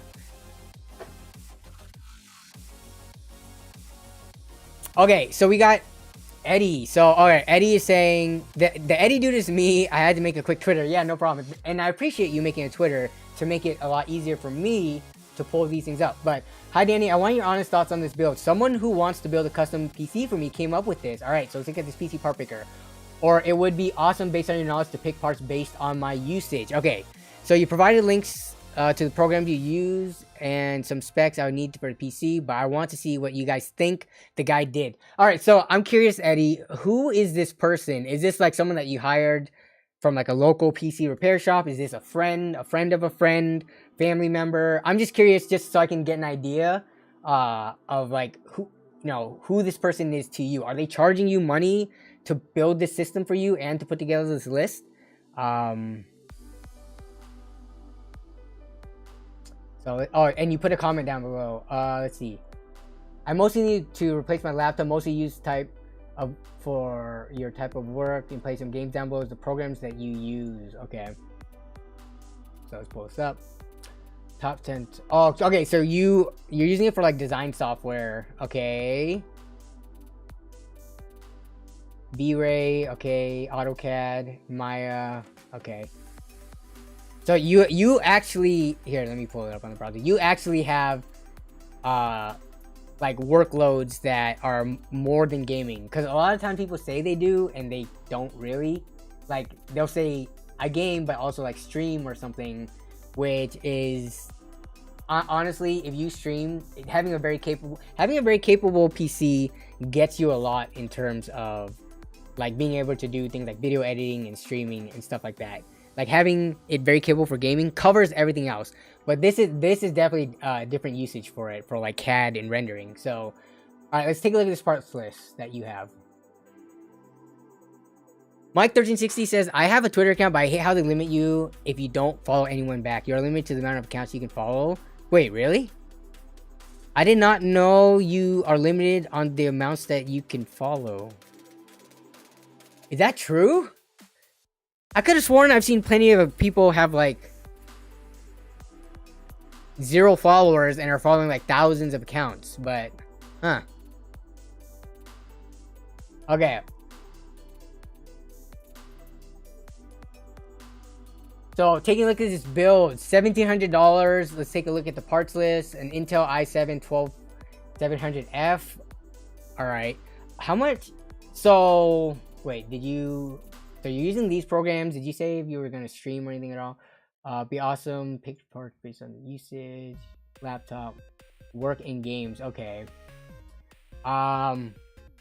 If you can get a 12700 non-F, if you do anything that could utilize quick sync from Intel from their integrated graphics, then it may be worth it to pay a little bit more to get the non-F variant, but that looks fine. Asus, okay, 240 liquid cooler.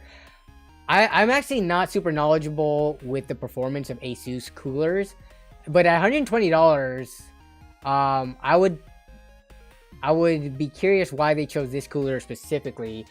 There's, I guess, other more well-known brands out there that come in at this price point, as well as these newer coolers like the Vetroo and stuff like that, which perform really well for noticeably cheaper. So for me personally, because I'm not super knowledgeable about the Asus Tufts liquid coolers, and I would have to look more in depth in the reviews, this stands out to me. It's not an issue, but I'm thinking there could be an alternative here.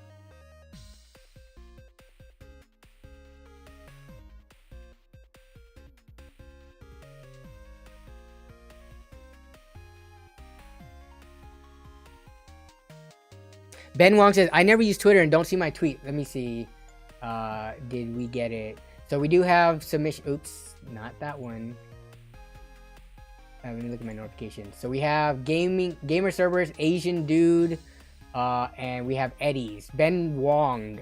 Did you tweet at me and at me at it? Because I'm not seeing it here. Usually like here's gaming servers has 2 following and 0 followers, and their link got through, so it's interesting for the people who are tweeting at me and it does not get through. Okay, but back to the list. B660 motherboard. Okay, no issues there. We're not overclocking. You're not getting a K series chip. 32 gigabytes of 3600 CLC. Okay, yep, that's about price is right for an RGB set of memory. 6 terabyte, 5400 RPM internal drive. Wow, that's how cheap 6 terabytes is now. Only $90. This is slower. I don't know how often you're gonna be transferring to and from that hard drive, but 5400 is like really slow. 5400 is like if you have to drop like, let's say 100 gigabytes or even 50 to 100 gigabytes or even more, it's gonna take a while and you're gonna want to walk away from your computer while you're doing that, or doing it in the background or something. 7200 RPM, there is a noticeable difference for like transferring between that and like let's say your main SSD. So those are going to be more expensive, so just be aware of that. I don't think this is an issue given how cheap it is, but I would consider and taking a look at what a 7200 RPM is and see.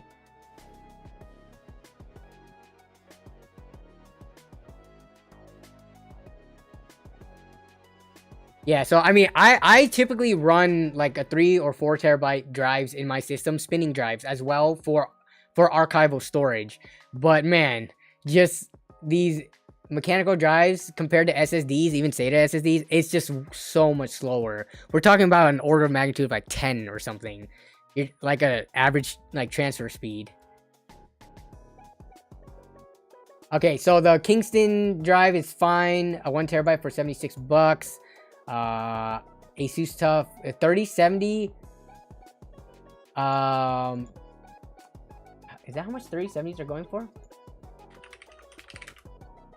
It's not like the Asus Tough 3070 is going for any, or it's like spectacular.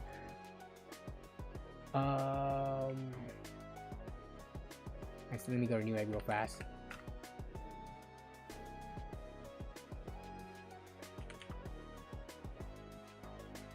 Yeah, so if the speed doesn't matter, then $90 for 6 terabytes is actually a really good value, gigabyte per dollar. But if you're only really transferring it sometimes, then you'll be fine. But if you will find it that you actually do daily transfers to and from it, then you might want to consider a faster drive just for convenience. But yeah, up to you. I think you can go either way. Obviously, this is what I usually try to say in the videos too. Obviously, if you throw more money at the problem, then you're gonna get better solutions. You can always spend more for better performance, whether it be hard drives, graphics cards, and stuff. But it depends on how much you are willing to pay and if you think it's worth it or not. Like I said in the latest video with the SSD that I chose, or the RAM amount I chose, this 6 terabyte Western Digital Blue for $90 I think is a very viable solution. So I don't want to pressure you into spending more for 7200 RPM if you don't think you need it. But alright, let's look for the graphics cards. Video cards, desktop graphics card devices on a 3070. So you can get refurbished ones, okay. And then they're starting at around the mid 400s to $500 price point. So this one seems a little expensive. So we're looking at Newegg right now. Let me see sold and shipped by Newegg. Maybe some of these other people are more sketchy. So on Newegg, we have refurbished cards. We're coming in at, so this is 600, but open box cards are a little cheaper. You're starting at the Gigabyte Eagle OC for 540. So there are a lot of cards you can get for 3070s, and some of these aren't even LHR, it looks like, which is the lower hash rate cards. So for 600, I think you can shave off about $50 here getting a different card. Oh yeah, Signal RGB, I will do that. And then for a G-Skill, what case is this? I'm not familiar with this one. I mean, this looks like a kind of standard case, I guess. It's got probably, yeah, it's got tempered glass. It does have airflow in the front. A lot of the airflow does seem to kind of be blocked off by these fins. For $80, you can choose whatever case you want, I'm assuming, right? So if you see another case that looks better, then feel free to choose it. But it's very subjective. I think this case would work fine. For $80, that's not a crazy price either. So, let's see. And then for the power supply, 850 watt Super Flower, it's for $120 after rebate. That looks fine. So yeah.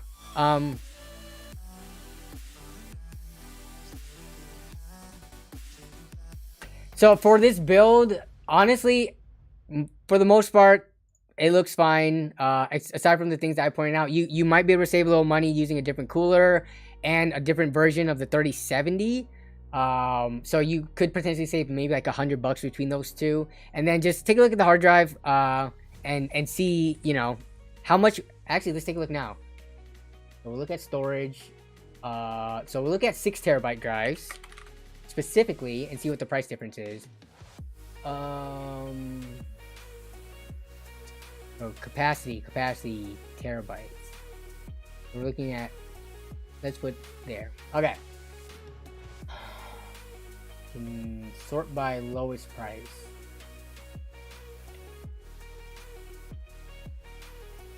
We're looking at the drive that you have here.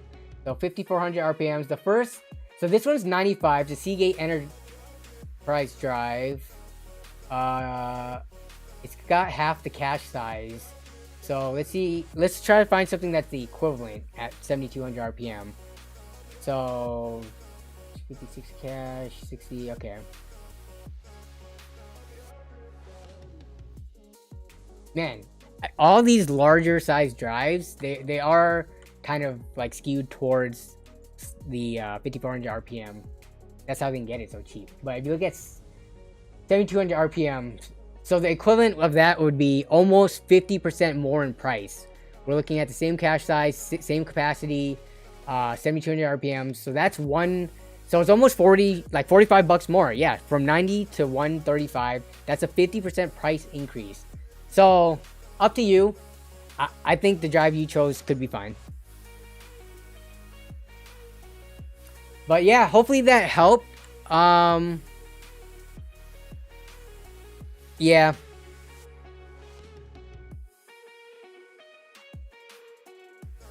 So, oh yeah, I didn't even catch. Did you answer who was building this for you?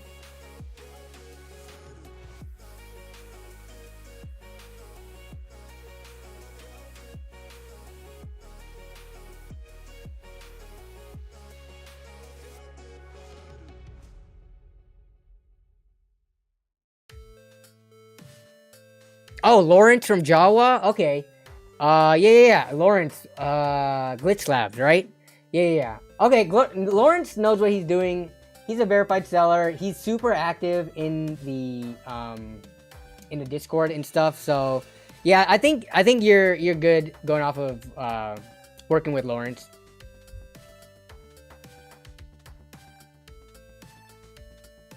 I'm curious why he chose this case though. I feel like for 80 bucks, there's a lot of other cases that you can choose. G-Skill is not a brand that I often think of when I think of like PC cases. No shade thrown at them or anything, because obviously the more options the better. But yeah, I don't definitely check out some dedicated video reviews to see what the features of this case are. But yeah, this one is probably like the weirdest, like unfamiliar thing on this list to me.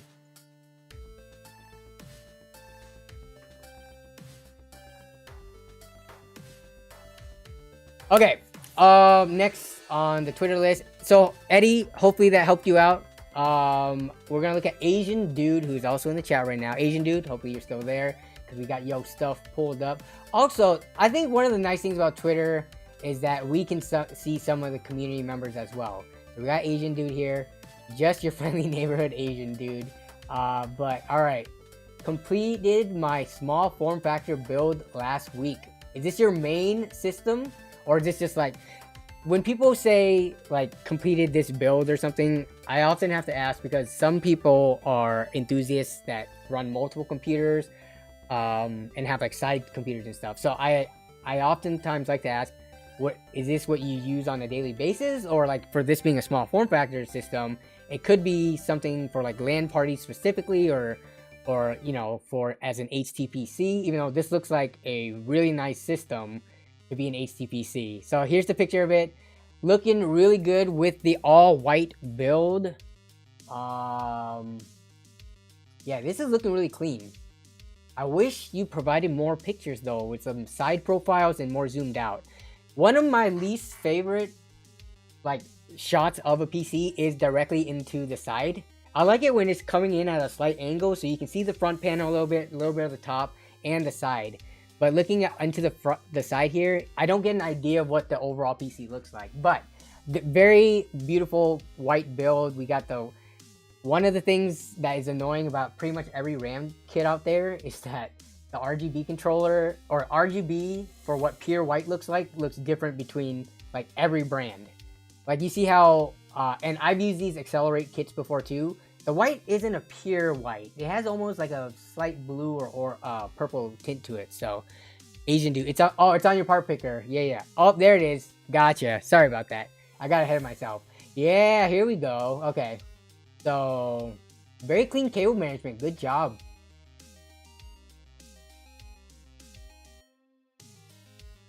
Ben Wong, what's your @ on Twitter? Maybe I could pull you up specifically. I can go to your profile and pull it up. But yeah, this is super clean. Oh, this is the case that the TU-150 was based off of, right? So let's take a look here. So you just finished this. It's a LAN PC. Got tired. Okay, so this isn't your main PC, just like I thought. It's a PC for LAN parties. So we got 5600X in here, an RTX 3070, 980, Samsung 980, 1TB NVMe drive, and you have 16 gigabytes of RAM on a B550 board. You got some scores in here, and then dude, that Vetroo cooler looks really good for $50. The two fan kind of pull and then both push pull in here. Okay, so then what else we have in here? Accelerate RAM. Let's take a look at the stuff on the side here. Where was that case? Yeah, it's the Sama case. Oh no, this isn't the one that the TU-150 was based off of, I don't think.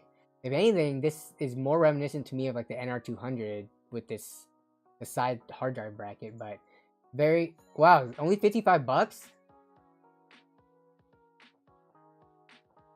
Pretty good looking case. Where's I'm trying to look at the back ventilated panel, which they don't have any clear pictures of. I can kind of see it here. You can see that the airflow is mainly going to be from the side, it looks like, to the back of the motherboard. But very clean build, very solid specs for the LAN parties. Yeah, I mean, dude, Vetroo, I think they're doing a really good thing. And it's funny because Cooler Master hasn't seen... I'm using Cooler Master as the biggest example is because they have the super popular Hyper 212. Cooler Master has not adjusted their pricing for their products ever since all these other companies are coming out with cheaper stuff. So there's no reason for people to buy a Hyper 212 anymore at 35-ish bucks or whatever they go for when you have basically equivalent coolers at a portion of the price. Something from Cooler Master that looks like this isn't going to be $50. With this many heat pipes, this much, fins and two fans with RGB, yeah, Cooler Master is going to charge you more. So this is definitely a good looking cooler, and I probably should pick one up to use in a slightly more mid-tier performance build in the future. The thing is though, when you're looking at the mid-range CPUs, whether it be let's say the 12400 or a 5600, they don't get that hot, especially if you're doing auto overclocking and not doing anything manual and pumping up the voltages crazy high. So if you saw in the video that I released this past weekend, I used the Vetroo cooler, not the Vetroo, sorry, I used the ID cooling, but Vetroo has the V5, which is the exact same thing. It's 4 heat pipes, single fan, looks like a Hyper 212. It kept the temperatures even during the Blender workloads as well as a long Cinebench run. The 5600 never went above 55 degrees about. And that's with a really moderate normal fan curve. It wasn't I was running the fan at 100%. So when you start looking at coolers like this, it's only for if you want it to be run dead silent, if you want it to run sub 40 degrees or something like that. Or I guess if you're running it with hotter chips. But yeah, for the 5600, I would say this isn't necessarily overkill if you have the reasons to use it. But yeah, very sick looking build though. I do like your build a lot, Asian dude. Thank you for sharing. I appreciate it.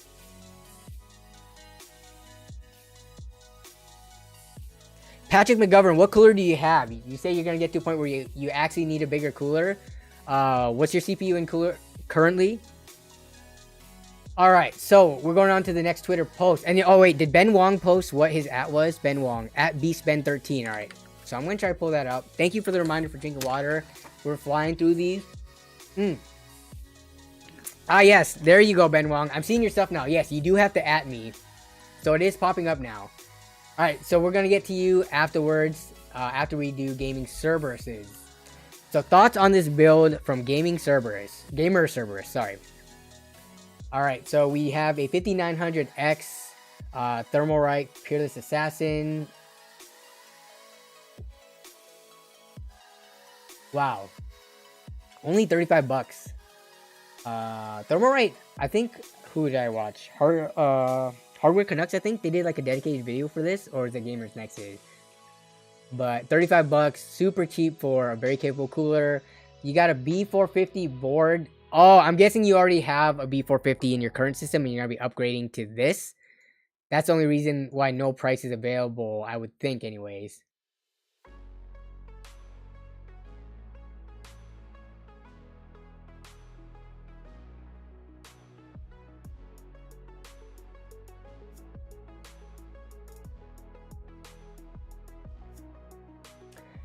So then you have 16 gigabytes of RAM, okay, 3200 CL16, a 500 gigabyte drive. So what are my thoughts on this build? Asks Gamer Cerberus. So build was for wait, okay, let's see. So you built this for a friend?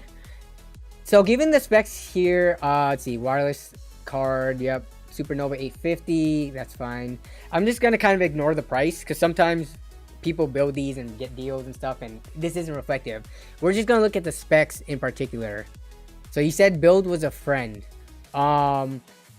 Just looking at this, in terms of what stands out to me is you've got this crazy 5900X in here, which is a very, very powerful and kind of expensive in my opinion CPU, which is fine, but the SSD doesn't like quote unquote match the build that well.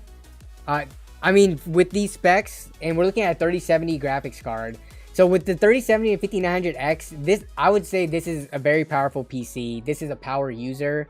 So 500 gigabytes, I'm assuming it's going to be used for gaming among other things. 500 gigabytes seems to be a little too small to serve the rest of the specs of this computer. You don't have any other drive listed here, but like with a computer with this specs, I would think the minimum that you should put in it is 1 terabyte, and if not, upgrade it with an additional terabyte on top of this. And then the RAM is for if you're just purely gaming, you'll be fine. But as soon as you start doing other stuff, like running a lot of stuff on the side, background programs, recording, streaming, then 16 gigabytes is gonna start to push its limits. So yeah, I would say RAM and SSD are the only things that aren't really matching with the rest of the specs, but otherwise the build looks fine. This is the Antec DP503 case, 120 bucks. Antec, it's kind of like there's kind of like been a resurgence with Antec cases, though I feel like they're kind of hit and miss. Like for this one, I think Antec has, to me anyways, and this is just based on like my own preferences and my buying patterns and stuff, but Antec cases, they seem to have kind of fallen off. They used to be very popular back in like the early 2010s and stuff. But now, like when I look at this, I see $120 for this case. I don't see too much value in it. It's a tough competition right now in like the around like $80 to $120 space. There are a lot of cases available that people can choose from, and Antec, I feel like they've kind of fallen off in terms of popularity and are trying to work their way back up, but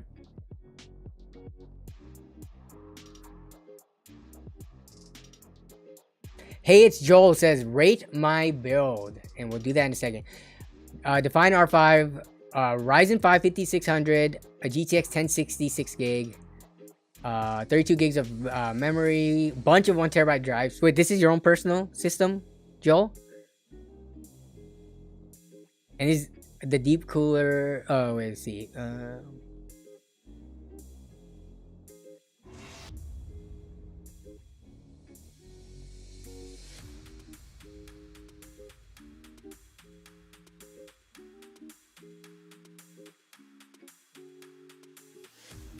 In terms of this build, I would say it's probably due for a graphics card upgrade, depending on the titles you play. If you just play Valorant and League of Legends, you're going to be fine with the build.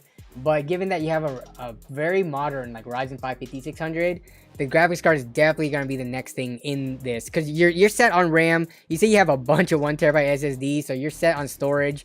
Yeah, this build is basically kind of begging for a GPU upgrade in the near future. So You paid 110 for the 1060? Yeah, that was the going rate pre-pandemic. And actually, I'm curious now, before we get to the next thing, GTX 1060. What are they going for now? I think they're kind of going for that price now. I wish they were down to like $70, which is what they should be had the pandemic not happened. But let's see what a 1060 goes for now. I'm curious because it's still a very, very popular card. Great for budget builds. If I wanted to buy a 1060 that is working... Okay, so we're looking... Needs a new fan. Okay, let's... A problem-free 1060, 3GB anyways, $90. And the 6GB is going to be probably like 110 or something. Yeah, all these are 3GB for around 90. So, yeah. Okay. So that's Gamer Services build. Hopefully that helped. Now we got Ben Wong. Here's my build so far. Oh, yeah, Ben Wong. Do not start... Let me see your tweets and replies. If you talk to someone on Twitter... Do not start with the @ because otherwise it's for some reason invisible. That's why a lot of times if you go on Twitter, you see people put a period and then they @ someone. But let me see. Yeah, so make sure you write something before you @ someone on Twitter. I don't know why that's a thing. If you guys know, let me know. But all right, so but here's your build so far is what you say. So let's take a look at this. This is Ben Wong's build. Oh, okay, yeah. So Ben was the one who mentioned picking up a 7700X at Micro Center with the RAM combo. They gave away free, what is it, 32GB of DDR5 memory, which saves you like $150. Yeah, so you got the G-Skill Flare X DDR5 5600 CL36, which is worth around... There's probably cheaper budget brands for like less, but yeah, around $150-ish worth of RAM that you got for free in a bundle. You have your... Whoa, what is this? What is this drive? So 7700X, you're gonna have like, you know, the latest and greatest Ryzen 7 processor. You got the Deepcool AK620, that looks fine. 32 gigs of RAM. What is this SSD though? What am I missing here? 256 gigabytes. Okay, first of all, because the price of this is way off. Probably because this is like a really old listing that's pretty much dead. So you're transferring over. So we're not going to look at the prices. We're going to look only at the specs. So okay. Ben. You're buying a Ryzen 7 7700X. You got 32 gigabytes of memory. This is the time. I would even say do not even transfer. Or you can transfer that drive over if you want. I would say it's better used as like to be thrown in a different system. I would say you need to start your new OS on a fresh Windows install with a 1TB drive. I don't imagine you even have that many programs that are even on this 256 gigabyte drive because it's so small. But please do not keep that same Windows install and move it over to this brand new beautiful system with a 3080 Ti and a 7700X. Please go out and buy at a minimum a 1TB SSD and either do a fresh Windows install or clone your current drive over if you really want to like save yourself, I guess, the headache of redoing all your settings. But I don't know. I personally, when I do a major upgrade, I like a fresh start on Windows. Let's run a poll. How often do you do a fresh Windows wipe and install?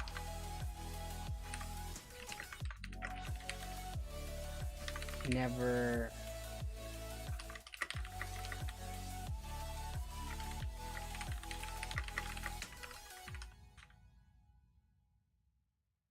Okay, so I'm gonna ask the community. I think we ran this poll like a long time ago, but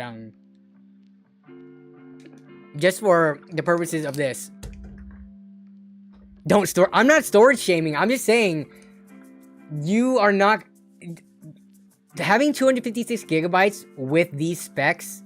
I don't think you could have a good experience.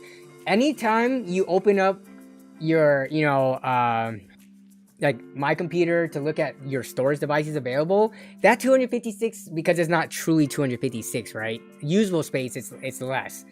And then you got your Windows install in there, and then anything else. you're constantly looking at a red bar where this drive is filled up, which can affect the performance. I don't know if this Western Digital drive, if it's if it has like DRAM or whatever, but having a super filled up drive is also going to affect your performance for transfers too. So yeah, you do it yearly. I should have put that option in. So just choose every few years, I guess. But all right, so yeah, I should have put every year in there too, because I think some people would answer that. I personally do mine every few years, usually when I do my major upgrades and stuff like that. But Asian dude with the gifted memberships. So we're gonna get a bunch of stuff popping up on screen. Other than that though, Ben, your build looks, I mean, you're gonna be very happy with this build. I'm assuming these prices aren't accurate because these are all like, that's definitely cheaper than what Amazon has it going for now. But okay, let's see. Kevin Go, I did remember about build configurations for 1000 to 1200. I don't think we're gonna have time for that. I did promise Bruce Ghost off. Bruce, you still there? Signal RGB. So you want me to take a look at Signal RGB. Asian dude with the memberships that are popping up on screen. I appreciate it. Hey, what's up, Star 5328? Did you say anything on stream earlier? I might have missed you, but hello, regardless. Do you know where your dinner is? It is 7 o'clock. I do have to start doing dinner soon. So for dinner, we actually made last night. Let's see, jjigae. Did I spell that right? Yes, I got it close enough. But we made some budae jjigae, which is known as army stew. Which, if you've ever been to a Korean restaurant, it's like a kind of like a spicy broth where we put in spam and meats and stuff like that. So we made a pot of that last night. So this is my dinner tonight. This is what leftovers is. So yeah, if you guys never had budae jjigae, next time you're at a Korean restaurant, try it out. It's really good. You just eat it over rice. Korean army stew is what they call it. Probably because it's made with some pretty basic ingredients, spam included.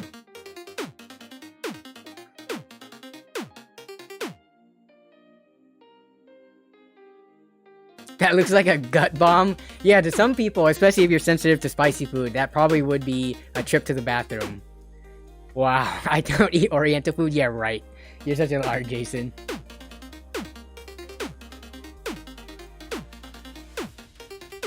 Wait, Joel, how much do you have to spend on a graphics card for your upgrade?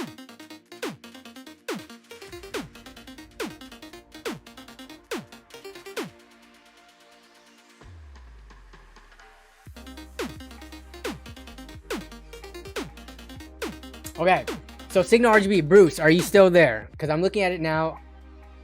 I think, here, let me make a note of this because I forgot to previously. Because what I used before for RGB control software was Open RGB, which didn't always work. But Signal RGB is looking like...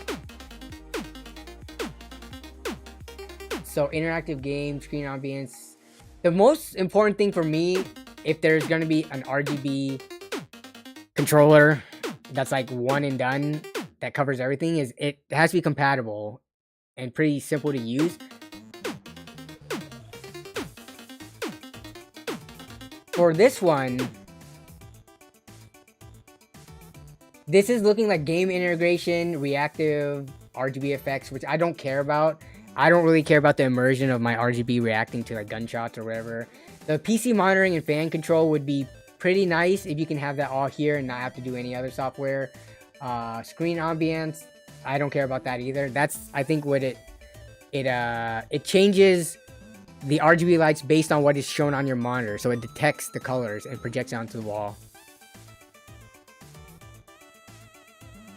And then audio visualizers, which I don't care too, making a light show. So from this, the most important thing, and I'm gonna try this the next time.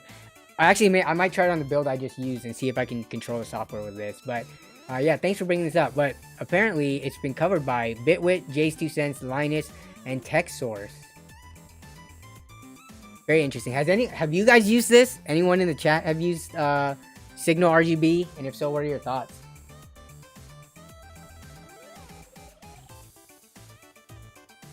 Compatibility is the only reason I use Asus Aura, which this would be one of the, like, if this could replace like that and Gigabyte's what's the Gigabyte one?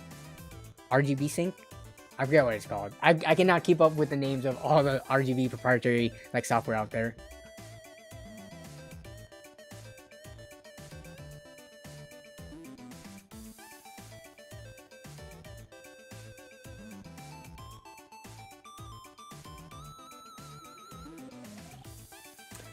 Okay, I think that's pretty much it. Okay, we have one more thing. Patrick McGovern, this is the last Twitter thing before we just hang out for a bit on chat.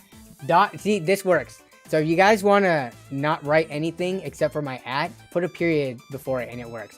Hey, what's up, Patrick? Let's take a look at your build. You didn't give me any information on your build, but this very clean looking build. I like the blue that you chose with it. Which fans are these? Are those the up here or like easy DIY?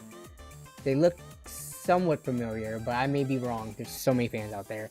But yeah, this is a very clean looking black and blue build. And then you got the are those the Lian Li streamer cables? Or is that a different one?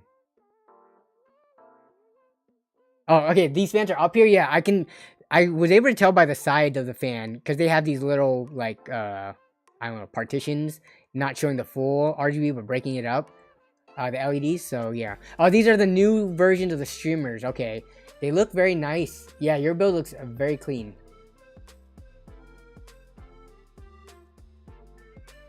Coalition Gaming is back. Finished the PoE camera install. Had some technical issues to overcome, but of course you figured it out, and bam, that side hustle right there. 120 to the wallet. Is that under the table, or you giving some to Uncle Sam?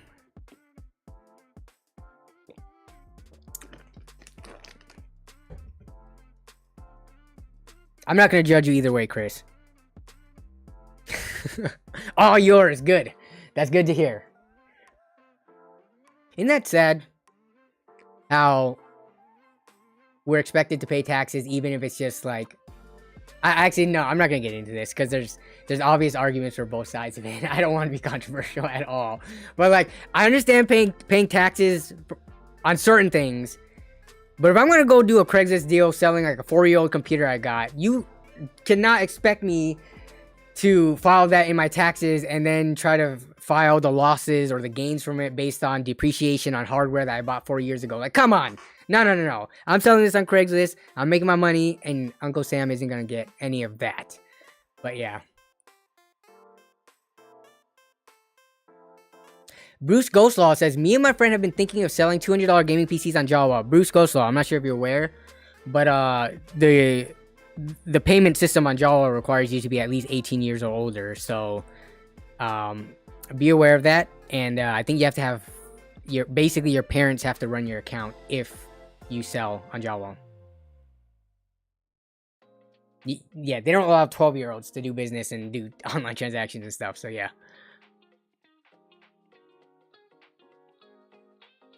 Yeah, see, like, yeah, Patrick, they deserve some of the money, and we do pay that through, you know, various other forms of taxes. But for my little, you know, random selling of my old stuff on OfferUp and things like that, why? Like, I pay my taxes. I already pay enough taxes. Don't take it away from my little, you know, Craigslist ride-along videos, too.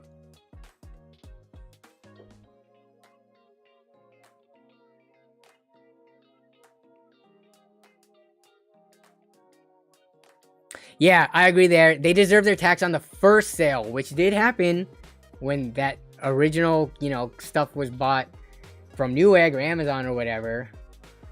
And if you use websites like eBay, I guess you could say there's a tax on using the platform, but there's already transaction fees on the platform. So it's a gray area. I don't know, man. I don't know. Yeah, what's crazy is if you can take like anything. This had taxes paid for on it, sales tax. If I sell it through eBay, they're gonna charge, you know, the fees and everything, and also charge a sales tax. And if that person lists it back on eBay to sell it again, there's gonna be another form of sales tax. So what is the argument for that? I'm sure there is one, but obviously, as someone who is cheap and also, you know, sells from time to time, nobody's happy about having to give the money that they made over to the government.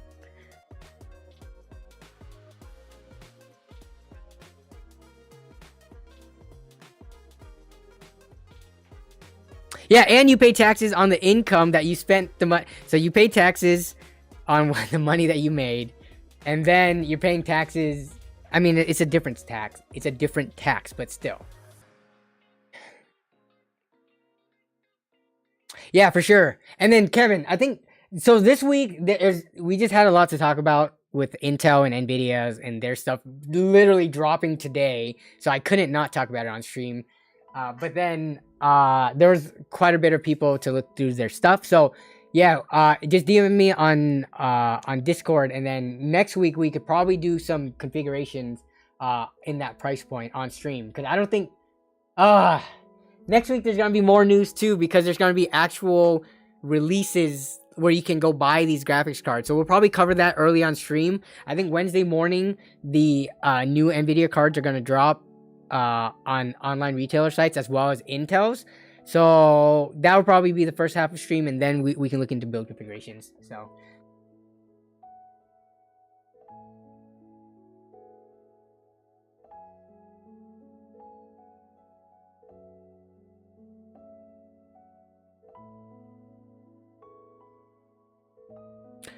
all right, so for the last part of the stream, we are quarter after the hour into 7 o'clock. I'm just gonna hang out, pull up the chat. Oh, that's what I wanted to do. Here, let me add something here. Maybe I need to do this. I need to integrate you all into stream. Would you like that? Where is it at? Add browser. Sure. Oh, cancel.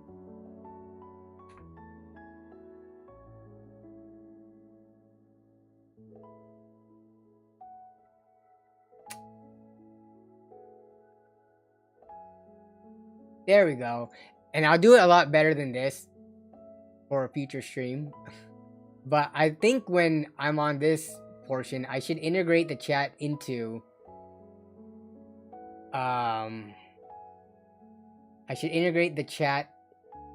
the screen so that you guys can see yourself on it as well. So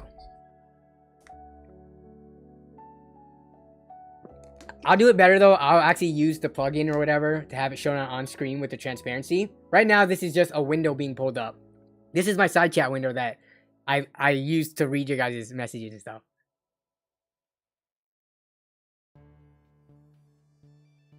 Yeah, so Dr. Chris... Oh, I gotta put that up top.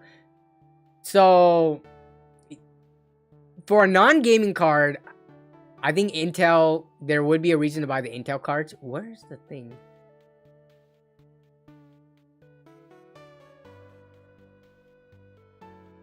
There we go.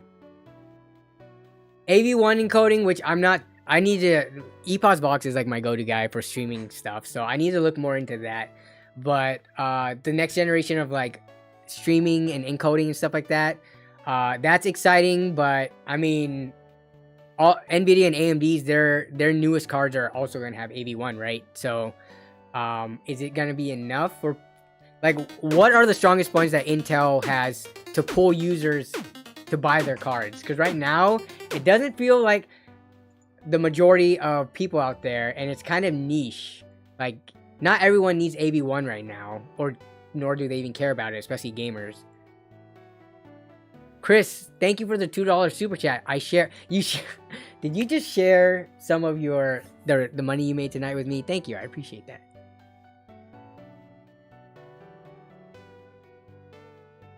Yeah, EPOS Vox, he is my go-to guy. And I met Adam at LTX 2019. Like, we're not super close at all, like, compared to me and, like, the other tech fam content creators. But we've interfaced back and forth on Twitter, and we're friendly with each other. So, yeah, Adam he puts in so much work for all his videos. It's a shame that other content creators that cover streaming stuff, like, they get more views, even though his is more in-depth and like technical. So yeah.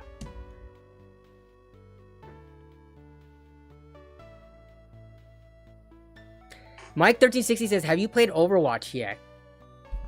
I know yesterday was terrible. Yeah, so there was like a queue of up to like 40,000 from what I've heard from people I know yesterday. The fix is to switch to Europe servers. Interesting. And play with slightly more lag? Or, yeah.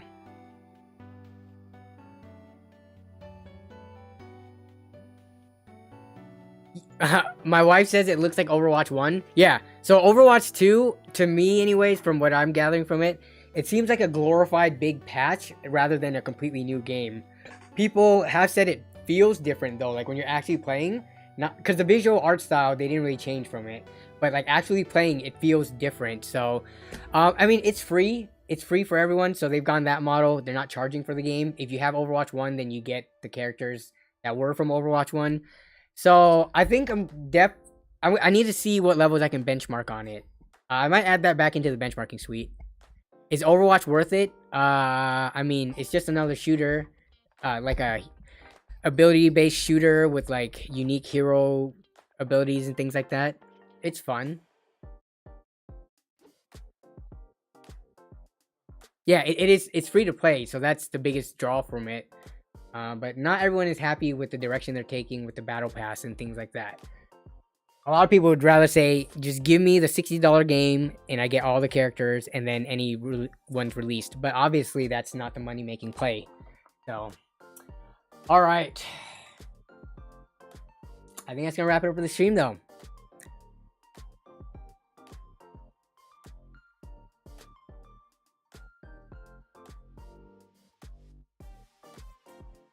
Yeah, that's a good point, Chris. It is beneficial in terms of like, I guess, optimization, and it's probably gonna be more important, you know, as we move on to the future. Right now, with all the alternatives that we have, I don't think it's gonna matter to too many people. And yeah, like you said, the biggest impact of it looking better, it's not gonna sway that many people. But all right. That's gonna wrap it up for this stream. Yeah, this was very fun. So we'll see you next week when all these graphics cards actually drop. Thank you to everyone who is here, was here tonight, as well as here, you know, week after week. Next week is actually the 1 year anniversary of me starting to stream consistently, because it was last October that I started streaming, and I've kept the Wednesday stream without canceling no matter what. Like, no business trips, no getting sick or anything, making me miss a stream. So, almost like 52 weeks straight of streaming. So, I am very appreciative of everyone who shows up week after week and helps out. So, again, thank you to all the channel members and the super gifters. And LAN party video is being worked on, I promise. As well as, I think the Optiplex build is going to be the next one coming up soon. So that's going to be fun to look at Optiplex performance again after, you know, looking at all this new gen stuff. So I hope everyone has a great rest of the night. Have a great rest of your week and then the upcoming weekend. So yeah, I will see you in the next video and or stream. Bye-bye.